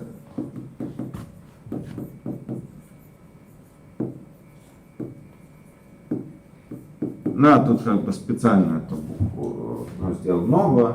So this implies that I, which is equal to C inverse of J, you can divide that in the field, is also finitely generated.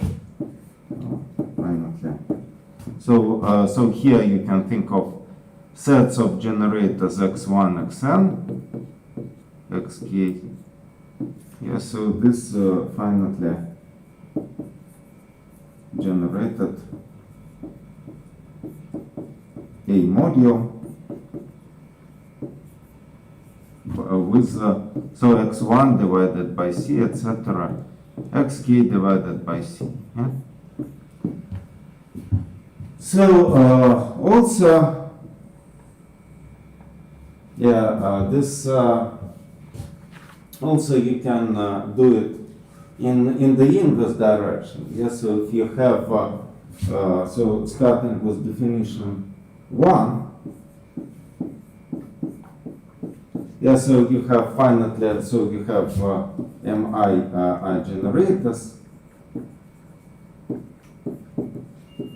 So of I, yeah, so you can pick up mi written as xi times ci.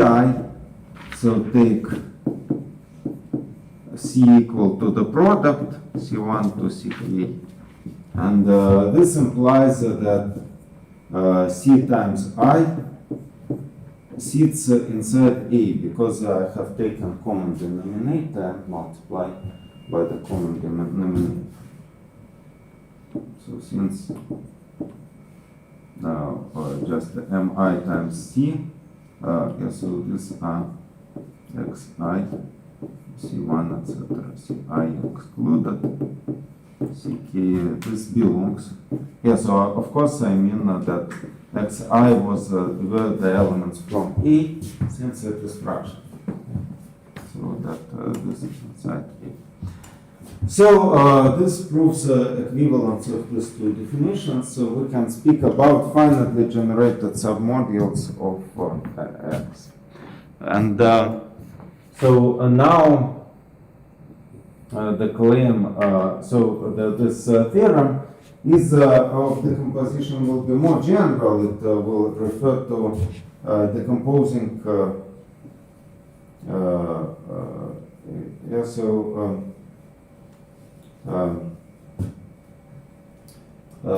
so you can think of decomposing actually even this fractional ideal. So this means that any fractional ideal, so remark. So any fractional ideal is invertible, is also invertible.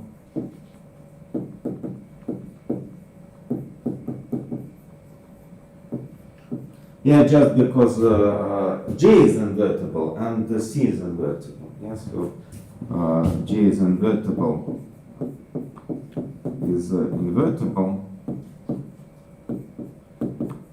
I mean J is equal to I times C. And this means that just G inverse J inverse C inverse is inverse for I.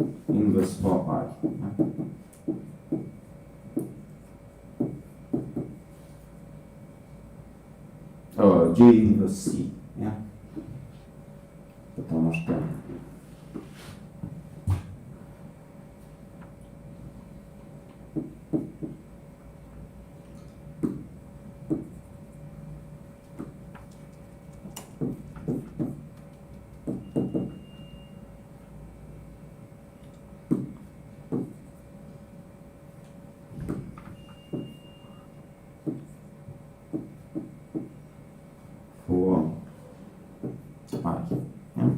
So now let us prove the existence of the decomposition.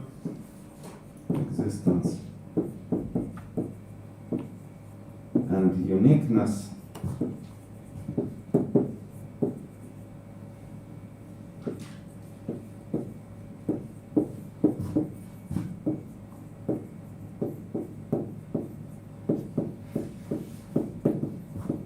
In the product of prime ideals.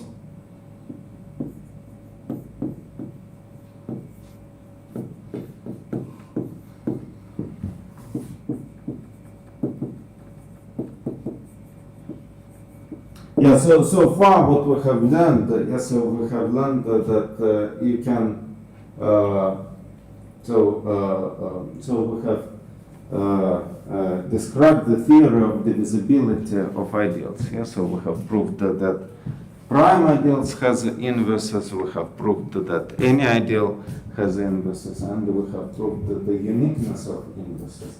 So we can use them by cancelling the decomposition. So notice that this is some kind of new ingredient that we didn't meet, we haven't met when we considered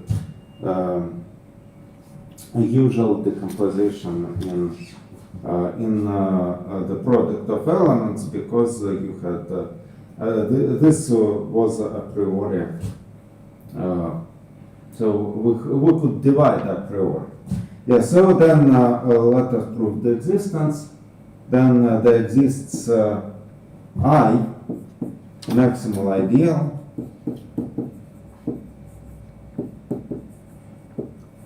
among ideals without decomposition. Yes, so without decomposition. So again, I is not really maximal. So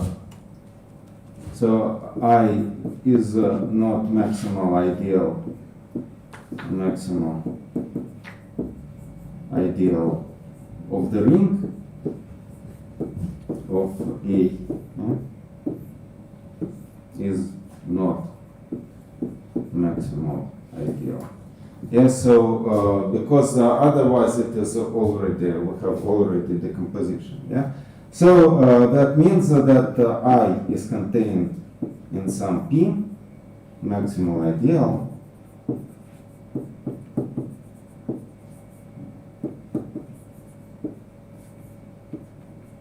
which is prime. Yeah? So there exists a maximal ideal P containing I. Yeah, so this means that I is not equal to P.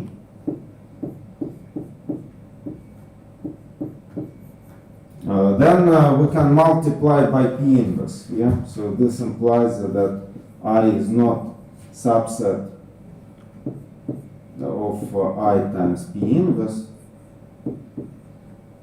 So this inclusion is strict.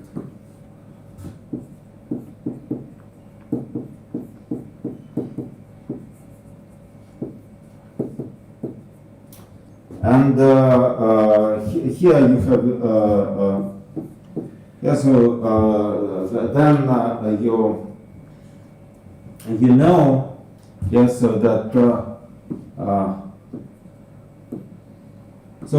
at least P is smaller as the inverse, yes, so P is smaller than the inverse to I, yes, so automatically multiplying by P inverse also, so this is by definition of P inverse. I is contained in P inverse, so I times P inverse sits inside A. Yeah, so this is by definition of P inverse, and I sits inside P. Yeah? So then you have this kind of inclusion, and the inclusion between I and multiplication by pi inverse is strict by previous, so this strict by previous observation, yeah, because otherwise P inverse is integer. So by previous observation, otherwise P inverse is integer over A. And this implies that P inverse is inside A by normality.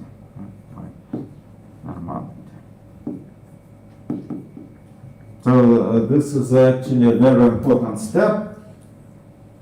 Yeah, so it is not clear how to obtain it and without using normality. Yeah, and then you have induction. Yes, so that you have I times P inverse. It is larger ideal, so strictly larger than I. So you have decomposition.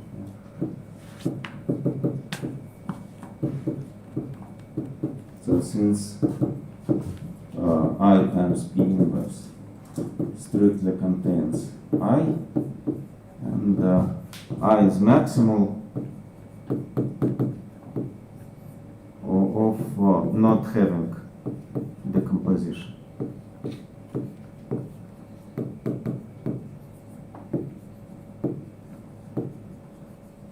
But it is clear that I times pi, so that it is clear that pi, so this is the composition for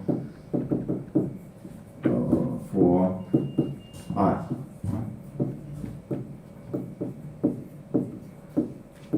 Which is contradiction.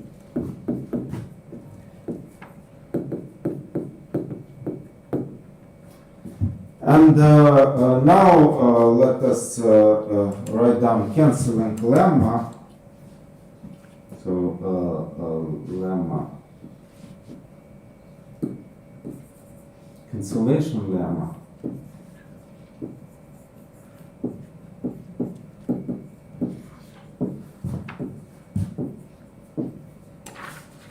Yeah, so suppose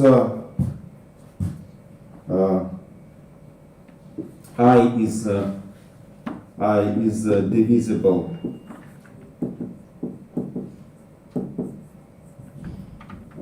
by G. So meaning, so in the sense of ideals, yeah. So in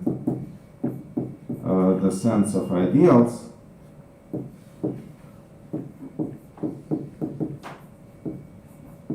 so this means that there exists K, so such that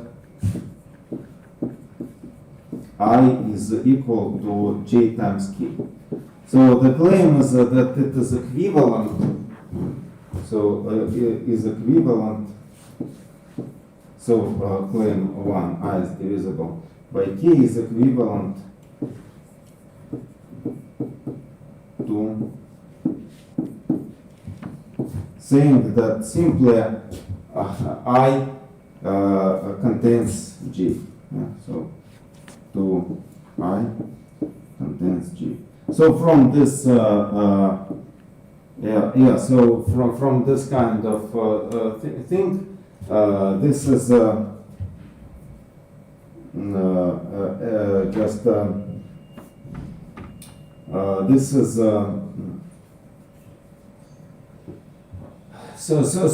this means that the divisibility in the sense of ideals is equivalent of just the inclusions of this ideals. And then you have the following. So if you have inclusion, if so let me say the proof. The inclusion implies that you can so put so you can form so put K equal to I inverse times J. Yeah? So if you have this kind of inclusion, then if you multiply this by I inverse, then I inverse, so you just take I, so J sits in I inverse, yeah?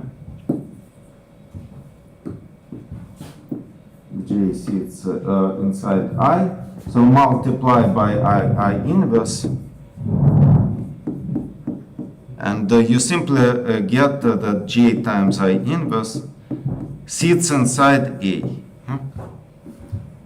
So this means that K is a subset of, so this is a subset of A, and this is just the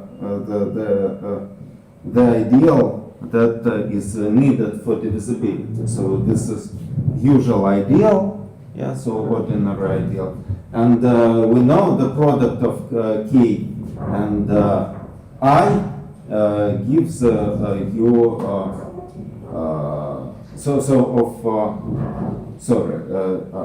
here you should have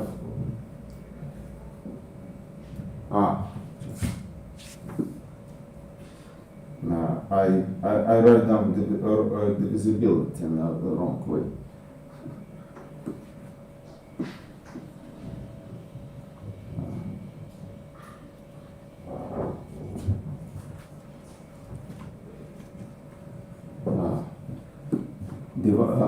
I wanted to say I divides G, sorry. I divides G, so there exists K such that K times I, yeah. And it is equivalent of, so opposite, I contains J. So, yeah, so then you get so here you have also, yeah, so maybe next time, just I have about 5 minutes, so I'm out of time now, and so I just have to say a few words. I mean, I need at least from 5 to 10 minutes to say a few words now about the divisibility. Yeah, so if you have two decompositions so that you can take a factor from one of them and divide the right hand side by this factor, and you can cancel the decomposition. So let me tell it next time, but we are just what is just yes, just a second. But what is required is just to finish as a usual principal theorem on everything.